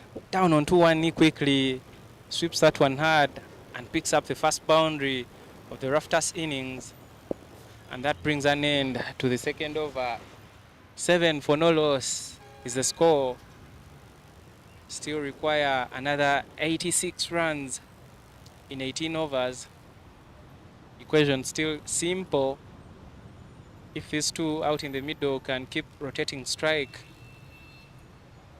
reduce the dot balls, dot ball pressure can create problems. So the two batters out there, Kevin Awino and Asumina Krut, can keep it simple by rotating strike. By the time other batters come in, find it easy to get going. Patricia Malemikia continues from the shell end.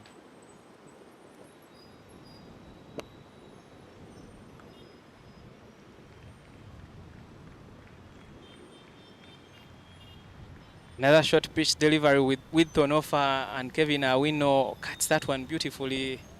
Picks up a boundary through the third man region. The fielder there, too fine, unable to reach the ball.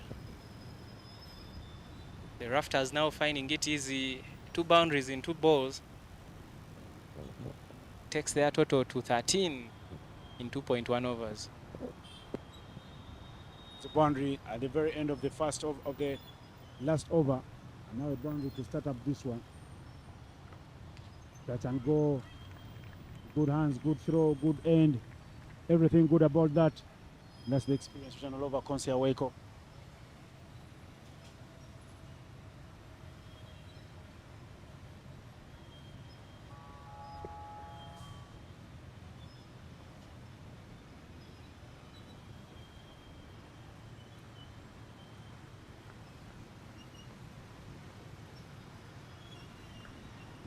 Very hard. Those will be back-to-back boundaries. Short, wide, and wild from Malmekia. Kevin Awino says, welcome to my zone, welcome to my world. 2 boundaries. I've been waiting for such deliveries. And she gets the full reward. Patricia there bowling in Kevin's zone. Kevin latches onto that one, giving the fielder at point no chance whatsoever to stop that delivery. I know a certain batter called Dan Batua, whenever he would play such a shot, mentioned that nobody gets hit, nobody gets hurt. And once again, Kevin playing with such authority, picking up another boundary in this over. 17 now in 2.3 overs. The Rafters finding their groove. They need a win badly.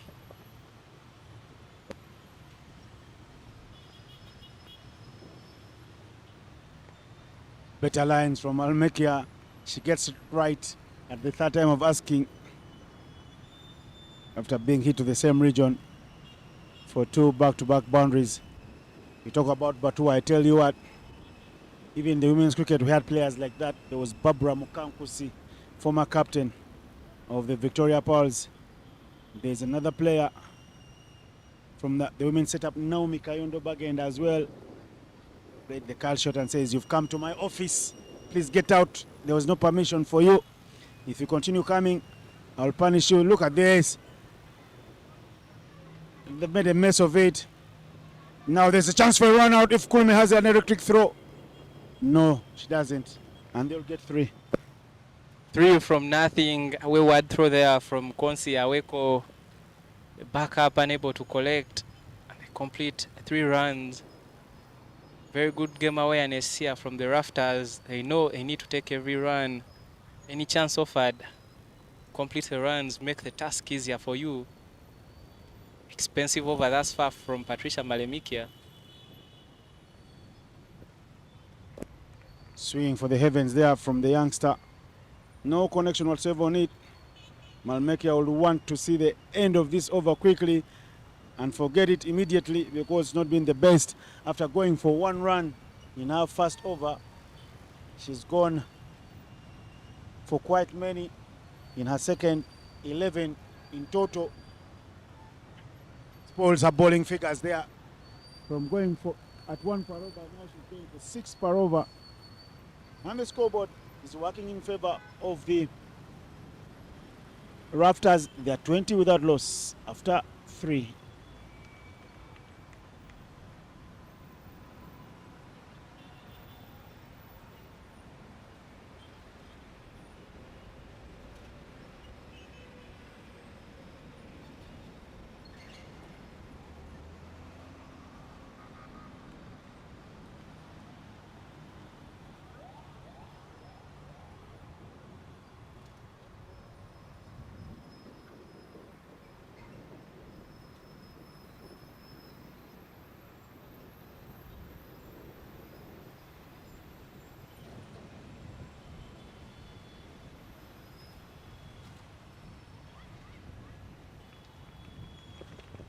Consulate Aweko continuing from the Ginger Road end. Good fielding there at the short fine area. Kevin Awino playing with confidence after picking up 2 boundaries in the previous over. Well swept, beautiful swept. The outfield here will do the rest of the job like it's done all day long. Every time you've found the gap, it's raced all the way to the boundary. And that gives the batters some joy in the dugout of Jonathan Sepanjaza, Bujjagali Rafters. They would like to stay on top of things here. End the day on a high. It's very important for them to win. On a double-header day, it's very important for you to win one of the games. Kevin once again going on one knee, this time round sweeping finer, corrected what she had done wrong on the previous ball, picked up a boundary. Once again walks down to the pitch of the ball, but that goes to the hands of Proskovia Alako, the captain at mid-off. The Rapids being put under the pump already, 4 overs into the game.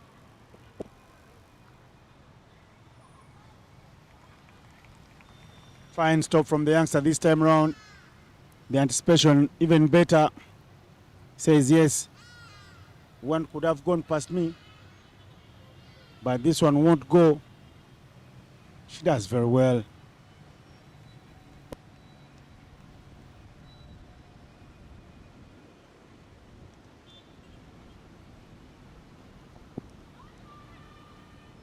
To sweep again here. The sweep shot has given them some dividends and some rewards.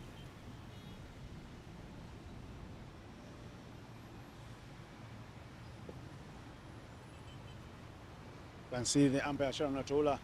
She wants the ladies to lift up the standards. Big appeal this time round, yes. And that's the wicket.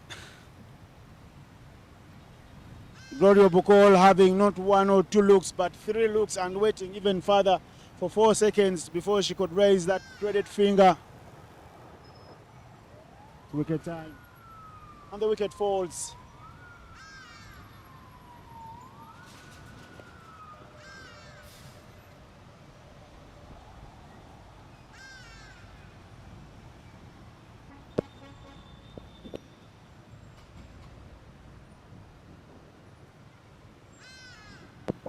Sumina Krut has to depart. Out, leg before wicket, trying to sweep that one. Umpire Gloria Obuko raises the finger and she has to depart. In comes the skipper for the Rafters, Stephanie Nampina.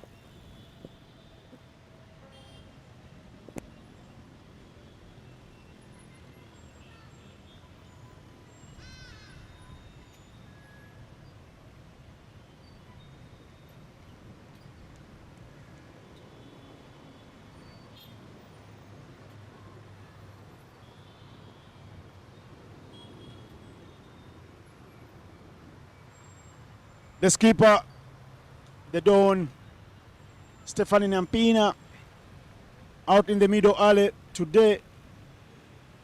I beg your pardon, in the afternoon. In the morning game, she came a little late, but there have been a change of the tactics for the Rafters. They won't wade through the waterfalls much easier this time around. It didn't happen for them in the morning. And you've seen they've made changes in the batting lineup. And these ones look like they will work the magic for them.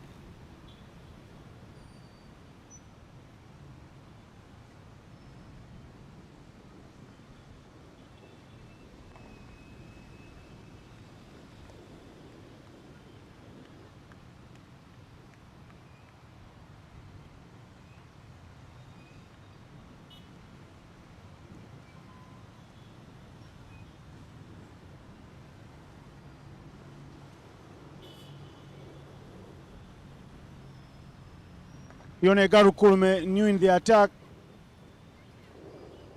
Very well stopped at a mid-on here by Patricia Malmaker.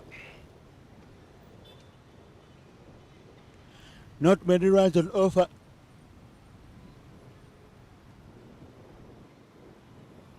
Just the 1 run.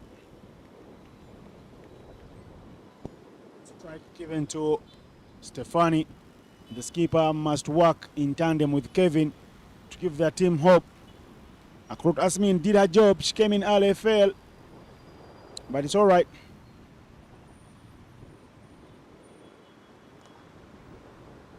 Very well clipped.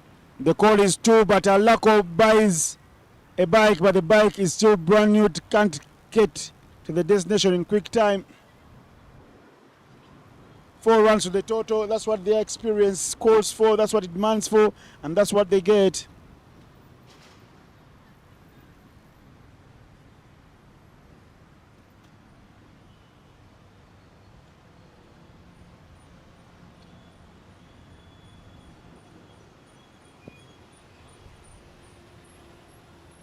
What Alako does, she stays at the boundary ropes.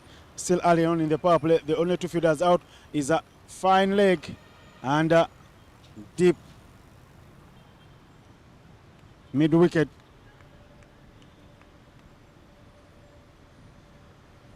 The coaches demanding more of the abilities of their players because they know they want to do better and they can't do better. Karuma into the attack there, replacing Malmaker. She showed urgency with her batting, 19 of 19. That was businesslike. At one stage, she had a strike rate of 162, but still 100 is all right.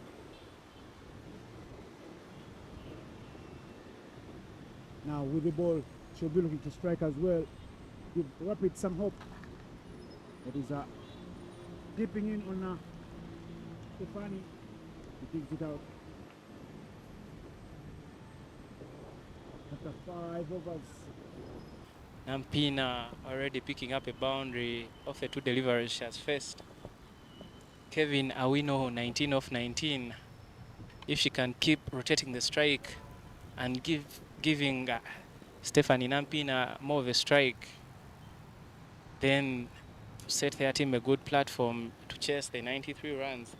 As it is, 63 runs are required in 15 overs at a very manageable rate, 4.2 runs required per over.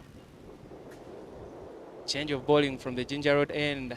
Tino Sara comes into the attack. Sara very tidy, but one who doesn't know how to celebrate her wickets. Starts with one that is straight down the leg. He's very lucky that young fielder right there has been doing a fantastic job to cut off everything that has gone to her zone.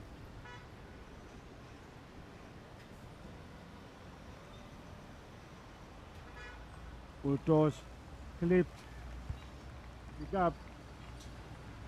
Kevin Awino must look to convert. It's a very bad vice to get starts and not convert them. She goes sweeping again. Wides it will be. Will they get 2? Yes, they get 2 wides because the wide alone counts for a run, and then the one that they run is the second run that is attributed to the wides.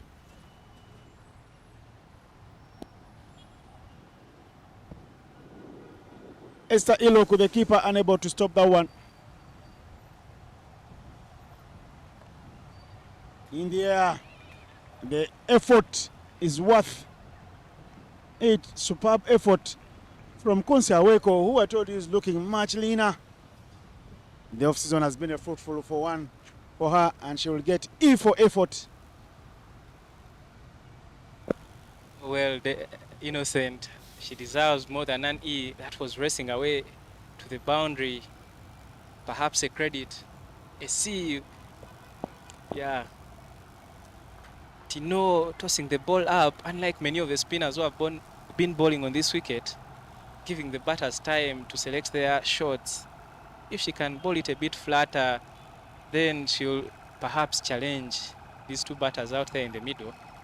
But so far, just tossing it up and all over the pitch.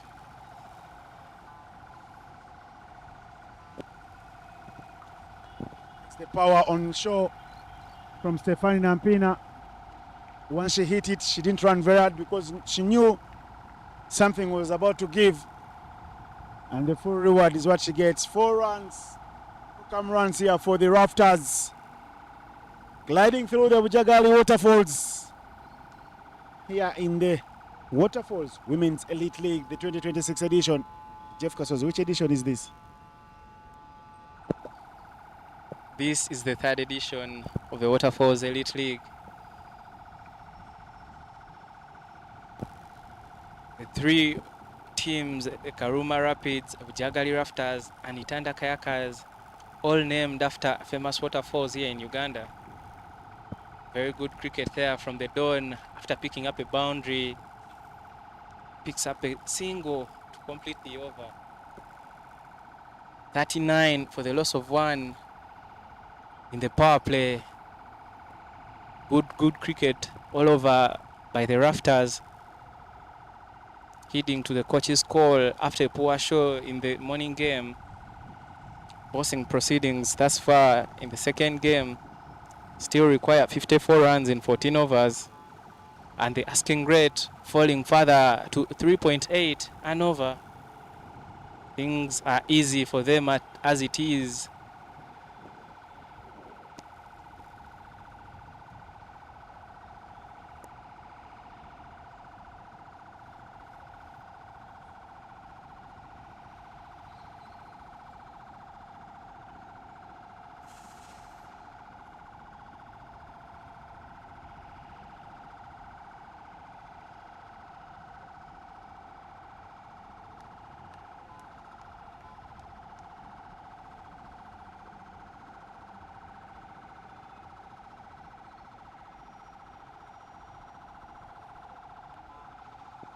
Good clip. Fantastic effort in the deep there. These youngsters are put on a fielding show. This is what we'll have to see, innocent youngsters stepping up. In the previous editions, the senior players were the ones carrying the teams. But so far on day 1, it's the youngsters bossing proceedings, putting in good fielding efforts. As you've seen there, that was racing away to the boundary. Going for a fully blooded drive down the ground. She could only hit it with the inside edge onto her pads.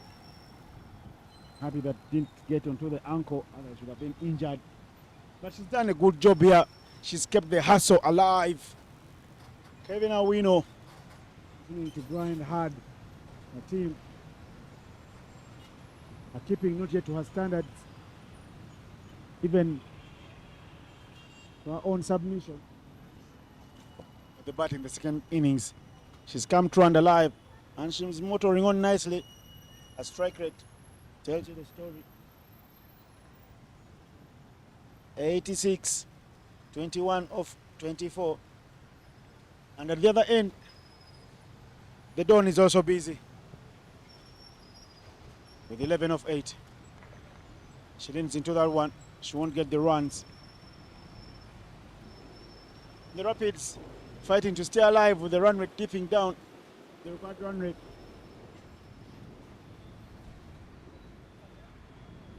Sebanja Jonathan, the coach of the Bujjagali Rafters, will be the hungrier one of the 2 coaches. The battle between him and Ivan Katande. will be the angrier one because 2 matches for him. If he slips 2-0 with the game to play tomorrow, he will be chasing wind.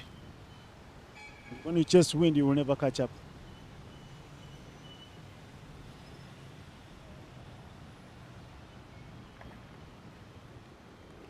Stopped right there. Good stuff. Karuma ending that particular over with 3 crucial dot balls.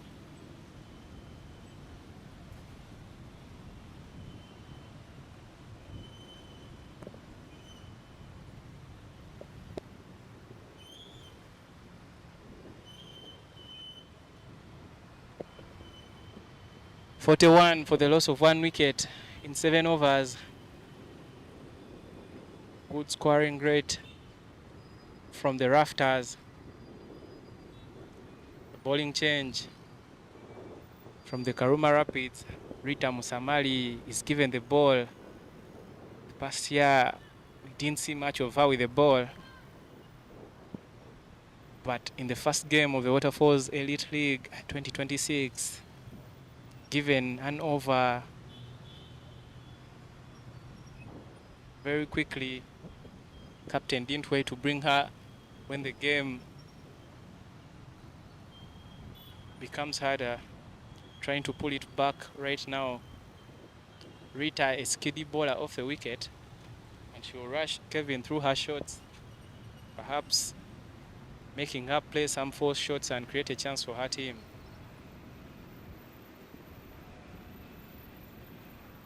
Not fully utilizing their resources at the end of the power play, just 3 fielders outside the ring, trying to buy wickets here and cut off the singles quickly.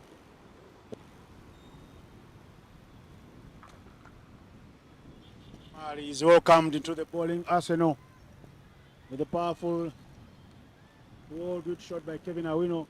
It lacked pace. She was through looking for her line and length. Well, she's sent to the cleaners because the board without real commitment and conviction.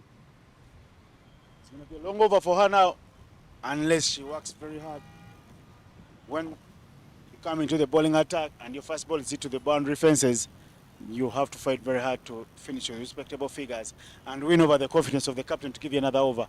Let's see how Ritam Samali. Now it's wide. 5 from 1 ball. Chasing leather now. Well, Innocent, the story could have been different, despite the fact that Rita bowled that one short and slow. If Alako was down at the long on area, would have stopped that and limited them to perhaps a single run. But still they continue to keep most of the fielders in the ring. Touch and go from Kevin Awino, able to complete a run. 6 runs off 2 deliveries, already in a comfortable position. With 4 more deliveries left in the over, all the other runs will be bonuses. Rafters playing some beautiful cricket here. 2 Victoria Pulse players in Stephanie Nampina and Kevin Awino, showing all their experience, trying to win their team their first game today. Finally, they send Karuma down. You're listening to Jeff. Looks like they're playing with the earpieces on. Listen to the commentary. Now, Karuma has gone down to do exactly that job of cleaning up. Is that wides now? We're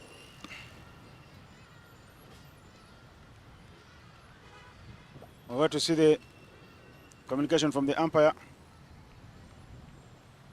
It's not wide. I tell you what, Rita Mzamari is surviving on the mercy of the umpires. Otherwise, the long over would still be going on and on. This time, well, it's clipped off the legs by Stefani, who is happy to take only 1 with Ichuma. Joseph Ako cutting that one off.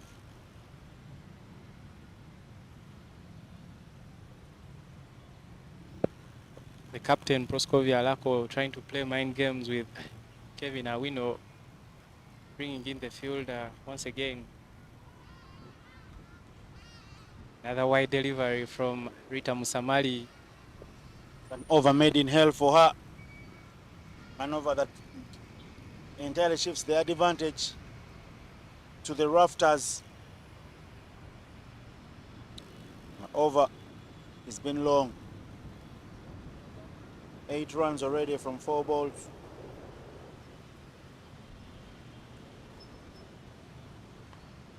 Full and straight. The forward defensive block, not even short, on shore there from Kevin Awino. She even unleashes the photo finish for the camera person to take a beautiful picture for the back pages of the leading dailies. That's the line Rita should be bowling if their plan is to work against Kevin. Once again in that area. She worked so hard to finish the over with 2 dot balls after going for 8, thanks to the wides and the boundary she suffered up front. 49 for 1 now after 8 overs.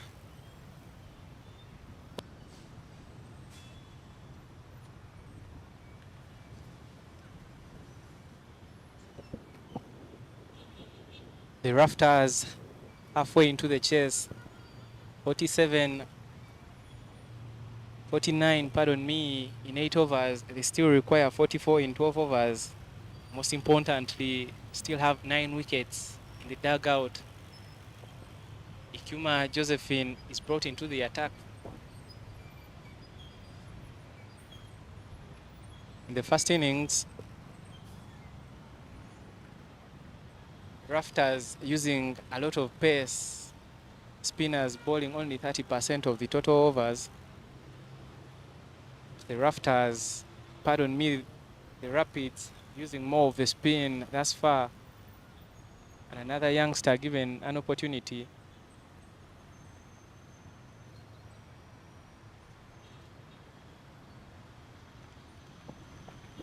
Yeah, expensive shot there being played by the Don, the skipper. So we'll have to lead from the front and be there at the very end.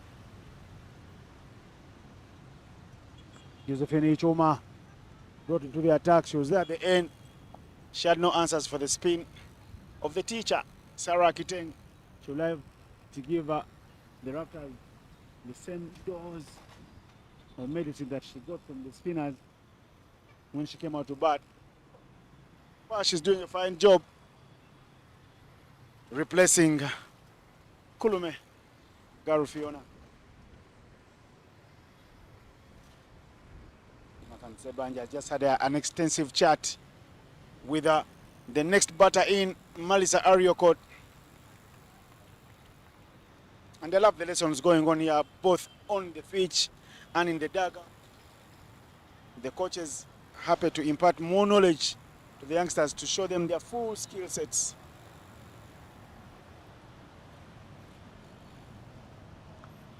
Up and above, those will be runs on the board. Kevin Awino has really enjoyed her session today. She's gotten boundaries, they've been flowing.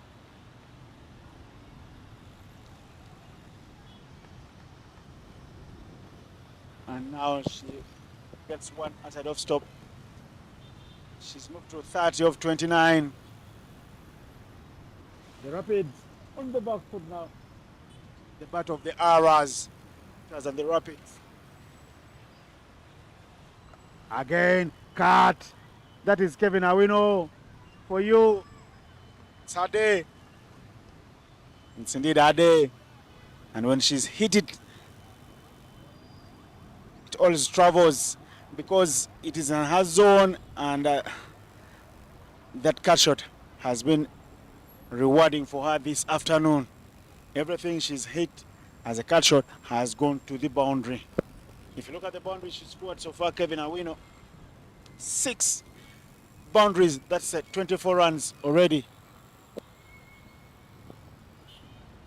Better lines from Ichuma, and what Kevin is doing now, she's leaning deeper into the crease to create room or make those balls look short, and she's pounced on them and punished them. Now Ichuma balls it full and straight in the crease, and Kevin Owino is caught stranded there, just holding it out with the bat at the very end. 58 runs after 9 overs for the Rafters, another 35 in 11 overs. A very good batting display from Kevin Owino, putting the youngster under the pump. Ikuma Josephine there bowling in Kevin's zone. Kevin not folding under the shell, capitalizing, bowling to her strength, punishing the bad balls and picking up 2 deliveries in that over, 2 boundaries, pardon me, taking her total to 34 of 31. The Rafters in a very comfortable position, with the Rapids now feeling the pressure. Rita Musamali once again thrown the ball by the captain. That's too much better.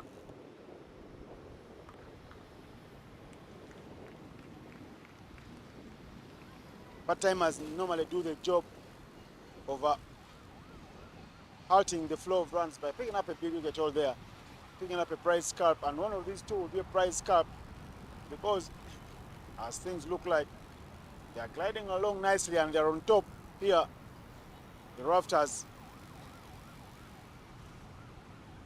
Cheeky stuff there. Malmeki, I will do the chasing, but I tell you what, if I was her, I would have given up already.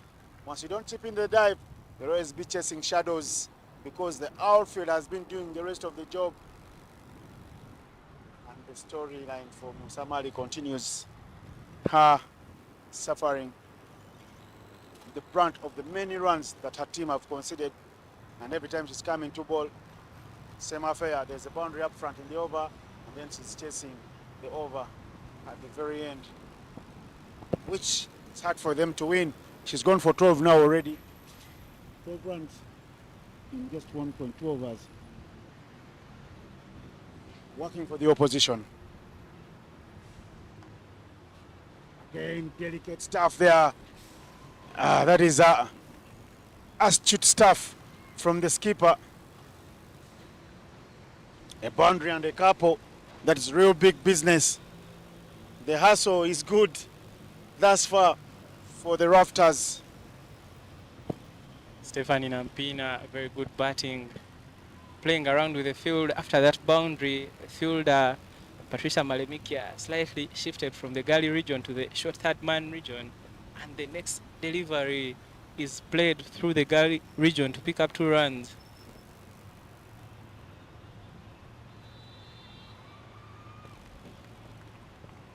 These two, Stephanie Nampina, Rita Musamali, products from the Ginger SS Cricket Academy under coach Habib Mugarula.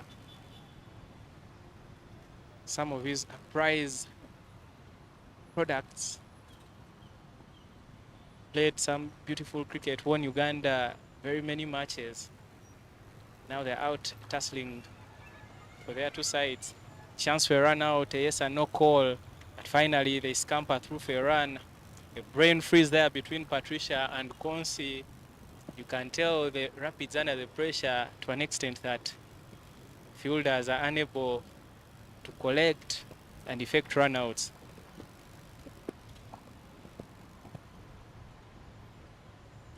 Tell here is that Malmekia was standing at the 45-yard area, and I tell you, if you ask me what fielding position that is in cricket, it's not there, because it will always still be 1 run. She rather starts from the boundary.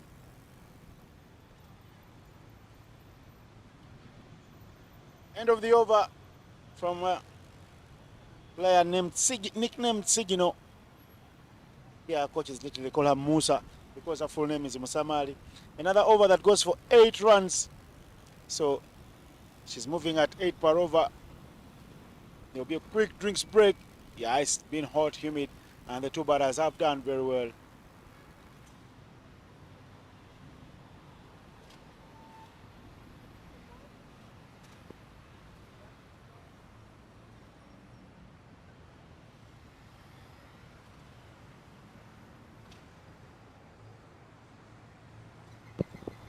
At the halfway stage, the Rafters 66 for the loss of 1 wicket. Still require another 27 runs in 10 overs. At this stage, you'd feel like the job is done for them. Good call at the toss by the captain, Stephanie Nampina, backing herself to chase. And indeed, they responded well, having limited the Rapids to 92 runs for 5 in 20 overs. Very good change of bowlers there in the first innings, effectively keeping the big hitters quiet. None of the big hitters reached the double-figure mark. Now, bossing the chase with 66 runs in 10 overs.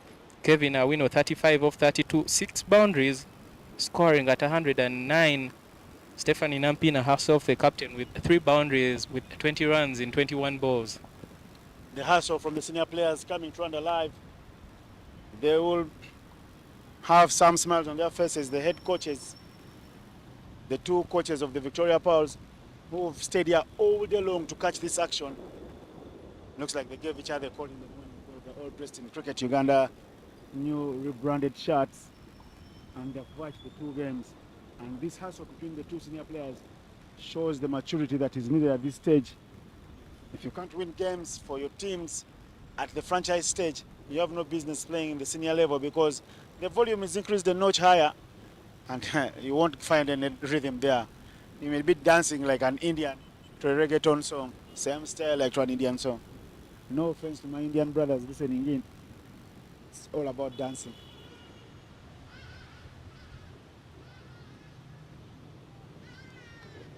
Kevin Owino must grind on. That's the idea. It's always the story they tell you that if you've worked so hard to get your team in such a position, be there at the very end. It feels sweeter. And there's nothing sweeter than victory if you're a sportsman or a sports person. Or even make it sound better and more English, like if you are an athlete.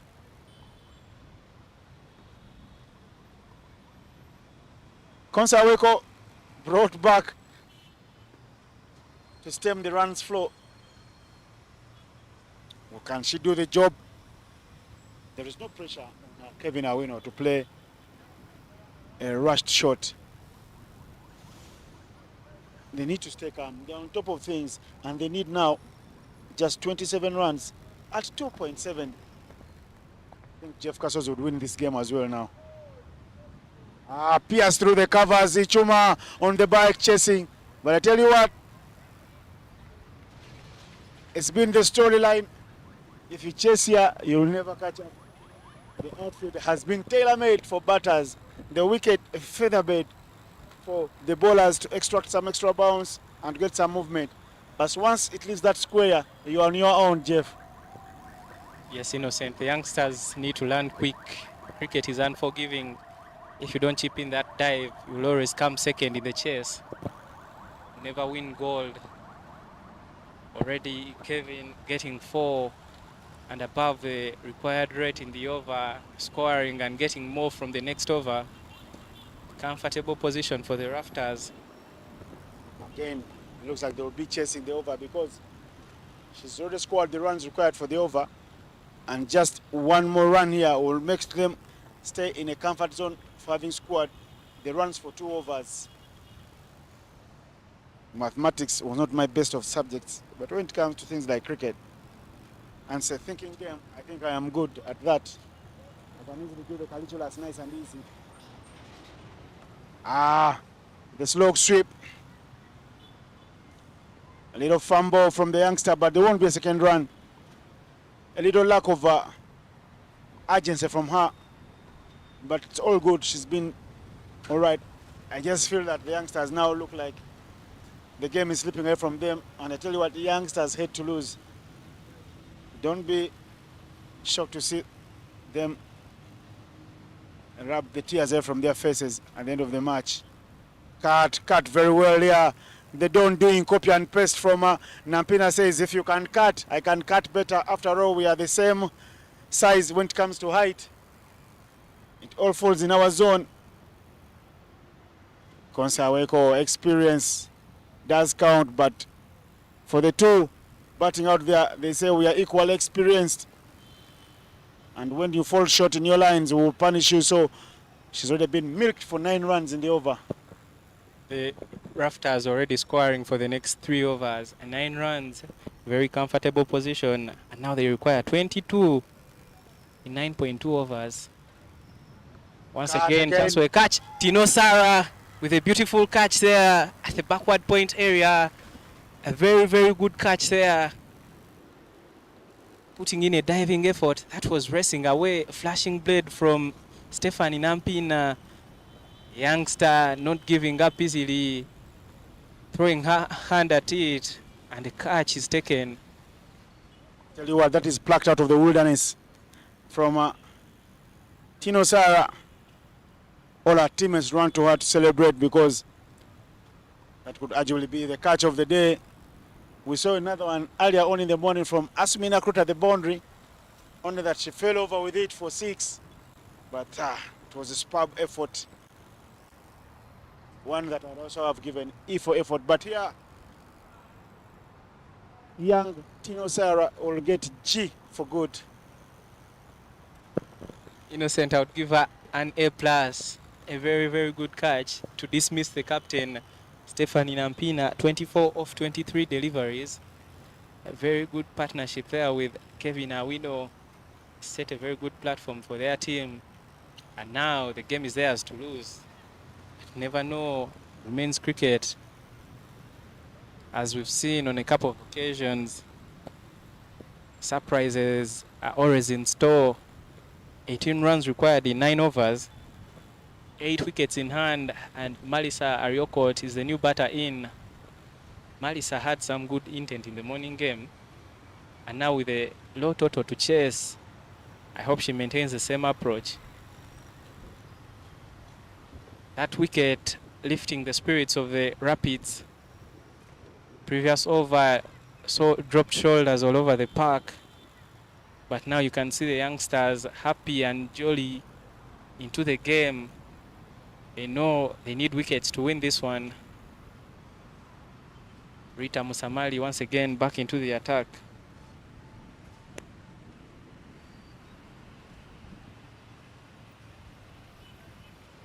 Samali back into the attack, and they have continued milking runs from her bowling. Well, against the run of play, you feel that Konse Aweko didn't deserve that wicket to be written alongside her name. If fielders ever got wickets to their own credit, had everything to do with Sara Tino's individual brilliance.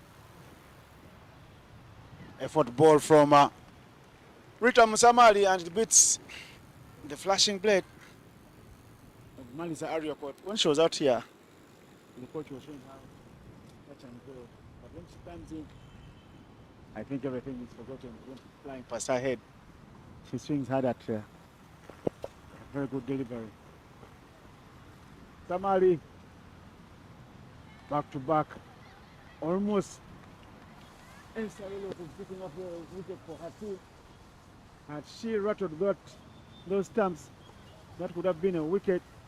Kevin Awino is place umpire. Let me talk to Malisa. I think she's trying to play for the opposition. I think she's forgotten. Yes, our team starts with R, but we are not the Rapids, we are the Rafters. Please let me talk to her and so I can bring her back to normal levels. Yes, and it's always a worry when a new batter walks in. Quickly they're under pressure to get off the mark, and they play so many shots. So much going on in Malisa's head right now. Better from her, but she plays it half-heartedly and almost punching it. So Musamali will want to hold on dearly. Fine over, the best over Musamali has bowled so far now.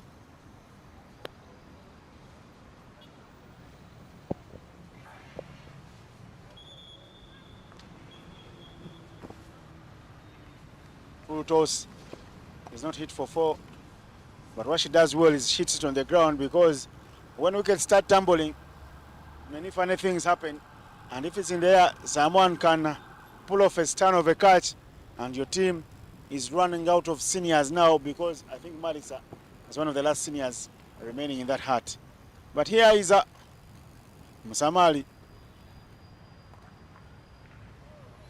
Fine stop.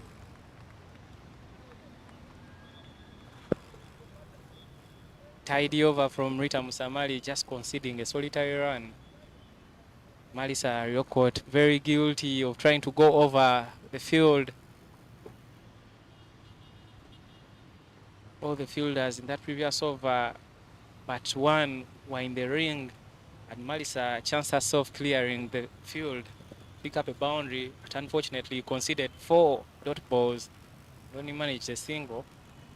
That puts back pressure on the Rafters where there was no need. Simple cricket in strike rotation would have kept them in the game. But believe me, there's no need for worry, there's no need for pressure, because the score is 77 for 2 after 12 overs, and they need just 16 runs. 16 runs from 8 overs. Very simple mathematics there. Runs and over. And because the bowling options are not many, unless the captain starts to trust the youngsters to throw the ball around to them, looks like the seniors won't be enough with their bowling abilities to limit the runs flow for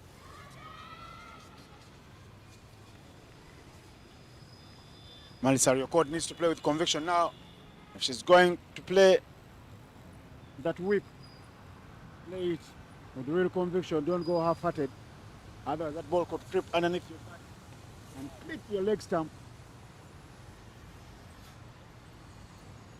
That's the problem. Exactly what I was talking about. The skill sets of the senior bowlers that are remaining here to bowl have that little extra in them. 2 runs net every over. You give away 1 in extras, the other one could be even got by a blind man.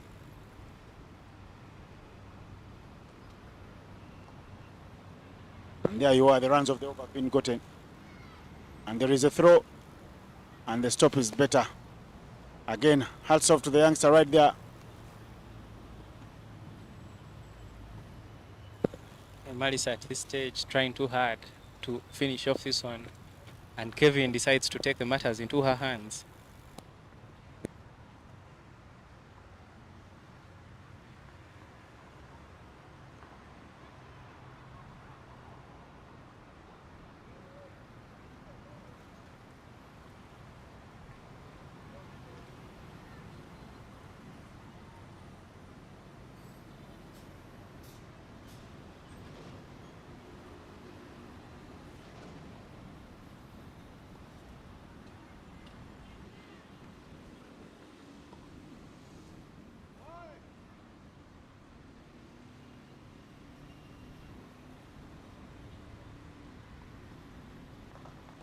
That is a beautiful shot, very well drilled down the ground from Malisa.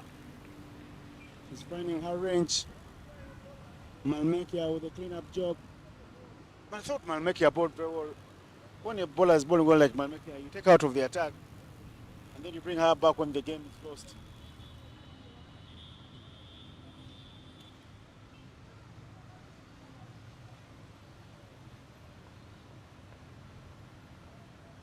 Full toss. Hit hard, but Konsaweko puts her body on the line and she cuts it all off. He says, there is no power here. Don't come to my home. Konsia not going down without a fight. Stopping everything she can. Kevin Awino playing a blind of an innings, 42 of 39. Having opened the innings, she's still out there. Almost. But that was off the edge of the bat.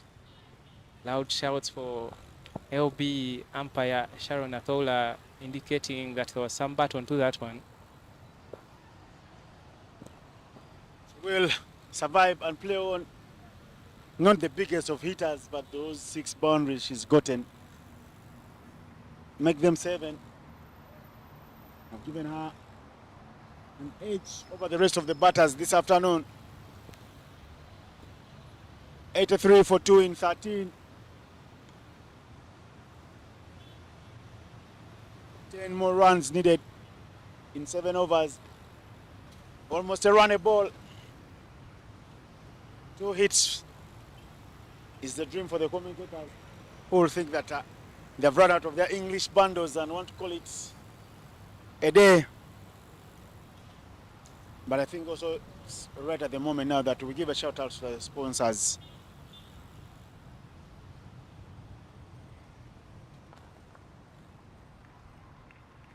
Very well clipped. Joan Ilora chases and she gives up. She looked at the boundary rope and said, no, I need to play tomorrow. I want to put my body on the line. This is a lost cause already. Make that 86 now. Kevin Awino, 8 boundaries. This has been a day that's been made in heaven for us. It's been a long time coming since we saw her score these many runs. But 47 from 42. The strike rate is Nelson for her. She's done well. She's doing good. It's been a very good, clean hustle from her.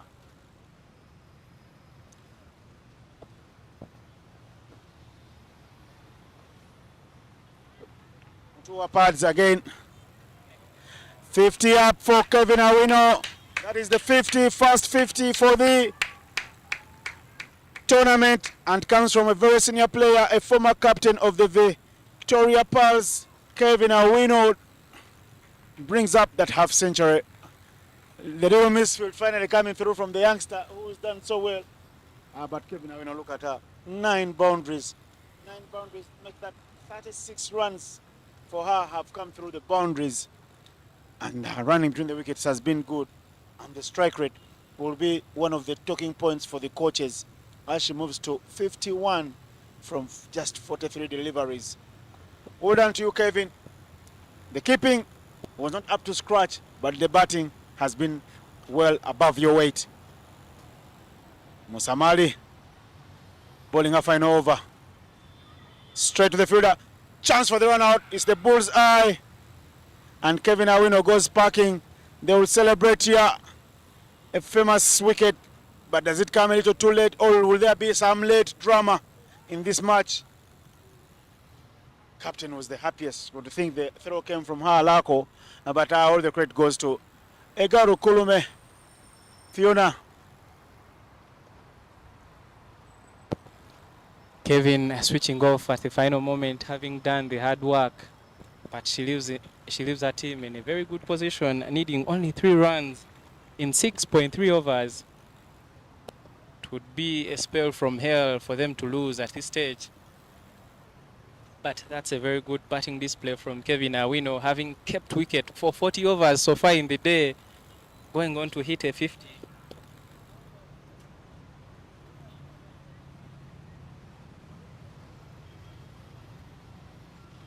The Bujjagali Rafters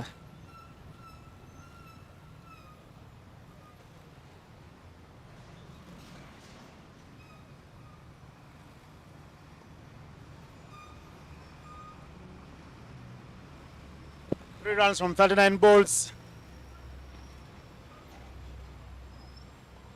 Should be very easy, but nothing is ever in sport. We saw Maris Ariokot, who is on strike now, pick up 5 wickets in 5 balls to deliver a certain history. It was a spell made from hell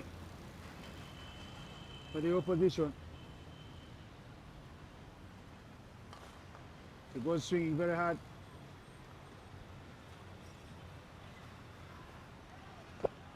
youngsters need to keep cool heads at this stage.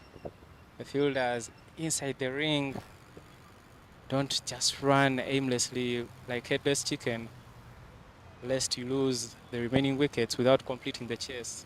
But big shout outs to our sponsors, Scope Energy and Raji Energy Company, sponsoring this Women's Waterfalls Elite League. Alisa Ariokot hit on the helmet, trying to swivel and play that one into the fine leg area.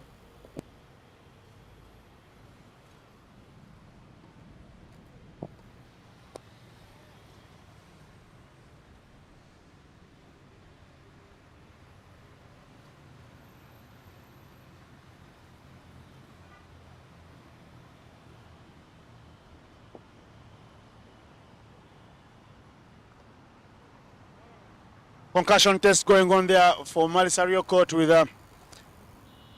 the team physio of the Victoria Powers also doing the physio duties here for the tournament. Malisario Court, I think, was trying to wrap it up in one ball. She doesn't want to give a lot of responsibility to the last batters.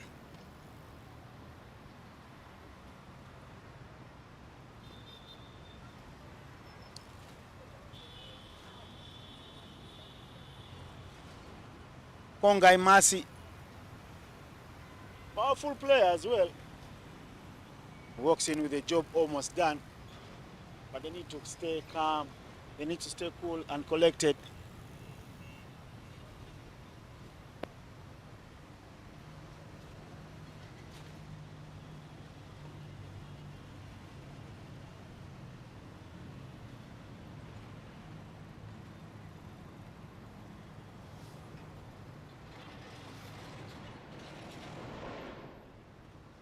Malisario Court is all right, and she will come through now to face Musamali, who's bowling her last ball for over spell. Hit in the air, who wants that? Will it be taken? No, it won't be taken. And well, it crosses the boundary ropes. Musamali suffers the brunt of being the guilty party as the Rafters cross the line for their first victory. Hit for 30 in her 3 overs. This is game, set and match for the Rafters. They will be happy. Lost in the morning by 32 runs, but they come back strongly now and they win by 7 wickets. That's a big victory. 7 wickets with 6 overs to spare. I tell you what, those are 36 balls. So they have paid back to the wrong one in the same currency they did suffer in the morning. 1 win for them and 1 loss for them. They'll be just below the team that did beat them in the morning, the Kayakers, on the points table, as the Rapids will look back, reflect, re-strategize, regroup, rethink their strategies, and look to bounce back strong tomorrow. Jeff Kasozi, that batting scorecard for the Rafters. A very good show there from the Rafters. A comprehensive chase with 36 deliveries left in the innings. Kevin Awino, very impressive there, having opened the innings, finishing on 51 of 44 deliveries, the first half century of the tournament. Asumina Krut there, 6 of 7 deliveries, but giving Kevin good company up front in the chase. Stephanie Nampina, the captain, 24 of 23 with 4 boundaries to her name. And a quick look at the bowling scorecard, nothing much to tell. Consider Taweko, the only bowler to pick up 2 wickets from her 3 overs and consider 22 runs. The other wicket having been a run out effected by Fiona Egaru Kulume. And with that, the Bujjagali Rafters pick up their first win comprehensively. That will do them a lot of good. Sleep comfortably, but the Rapids with a lot of thinking to do before we come back tomorrow. Ladies and gentlemen, this is the Waterfalls Elite League 2026. Shall be back with a post-match presentation. See you then.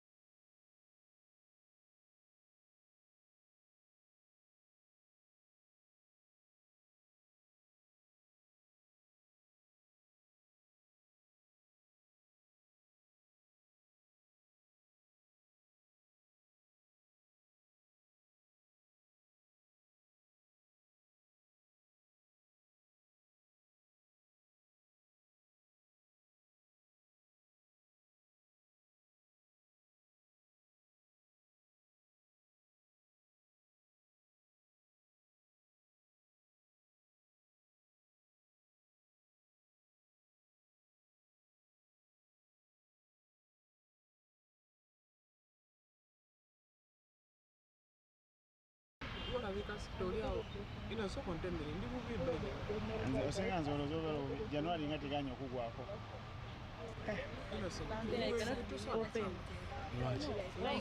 A female woman can even remove you. Simambi twala mu linnya lya Yesu. You can even remove your brand, lie down like this. And she works with your voice. Can you remove your things? Hello.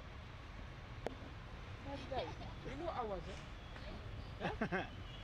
Why are you laughing? That laugh is not genuine. Amanyi olulimi lwabwe.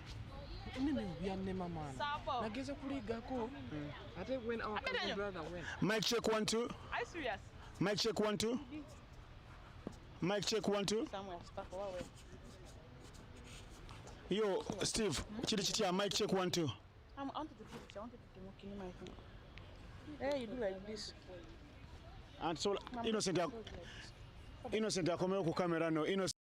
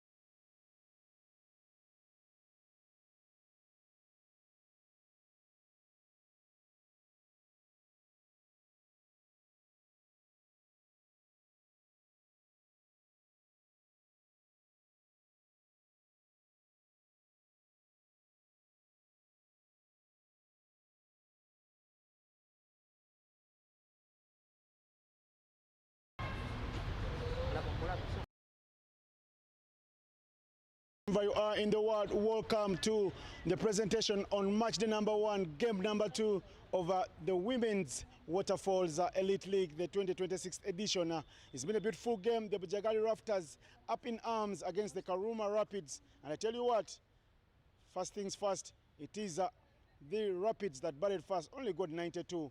And in the end, the Rafters managing to glide along safely in the Bujjagali Waterfalls to go home with a victory of 7 wickets with 36 balls to spare. First things first, we'll have a chat with the losing captain. First, come along nicely.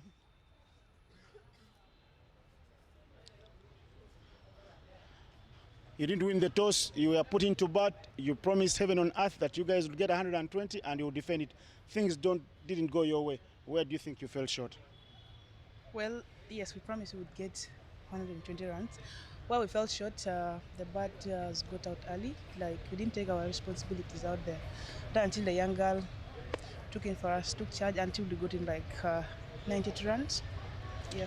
And then with the ball, you didn't throw out the ball nicely amongst your bowlers. You used a lot of senior players up front. They went for so many runs. Do you think you could have given maybe the youngsters also the ball a bit? Or what was the plan going on with your bowling to make sure that these people don't chase down the runs easily? The plan was to ball stump to stump, and then it failed, I think, because they were bowling outside. Most of the batters in the other team were just placing their bats and bowling, like hitting it well. But yeah, the young girls also bowl, like they bowl well. That we still have very many games, so we shall give them opportunities to do that too. You take a race tomorrow. What type of Karuma Rapids shall we be seeing tomorrow? I think a better one than today. Thank you very much and good luck in your game tomorrow. Yes, you heard it from the captain of the Rapids saying that they will want to do better tomorrow when they come up to play their only game. But for now, let's talk to the winning skipper, Stefani Nampina, the Don. Unlucky in the morning, I see the smile is coming off your face in the afternoon. What did you do better? I think my team fielded so well. We restricted them to a score that we could chase easily, and the batters took their responsibilities. You promised exactly that. How important was it for you to win the toss again in the afternoon? My team trusted me. They wanted to field, so I really wanted the toss. Thank you very much. See you tomorrow when you come through for your only game. Thank you. You heard it from the Don saying that everything fell in place for them from winning the toss and going on to dominate it en route to their 7-wicket victory that they managed to pick with 7 wickets and 36 balls to spare. To give out the player of the match is Brian Mark Masawa former captain of the Cricket Cranes and now assistant coach of the Victoria Pearls. Brian, there's some money in there for the play of the match. And the play of the match is none other than Kevin Awino, first half century of the Women's Elite League of the Waterfalls. 51 from 43, 8 boundaries. Oh, it's been a hard day. Kevin Awino, come through and pick your word.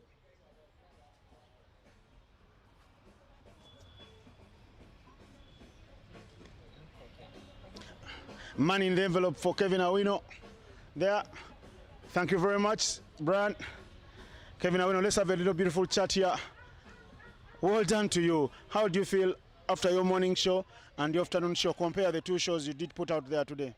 Well, thank you very much. I feel so happy that my team has gotten a win, a first win in the tournament.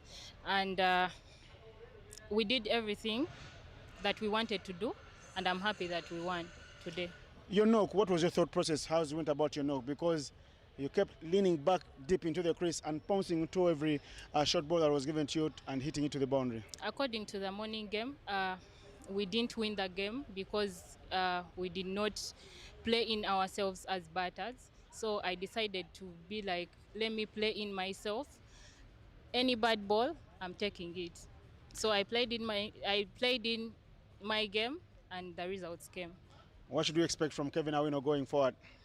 Just playing positive, being united with my team because they really did a very good job in fielding. So we take the momentum to other games. Thank you very much and enjoy your play of match monies. And we'll see you tomorrow when you come for your game. Thank you very much. Thank you. You heard it from Kevin Awino there saying that she's very happy with the hustle today and comparing herself with the morning and afternoon games that there were lessons learnt and those lessons have been converted. I tell you what, tomorrow will be match day number 2 and we'll come through with the double header day for the Itanda Kayakers who will be playing both the Rafters from Bujjagali and the Rapids from Karuma. Happy to be calling the day. See you again tomorrow, match day number 2.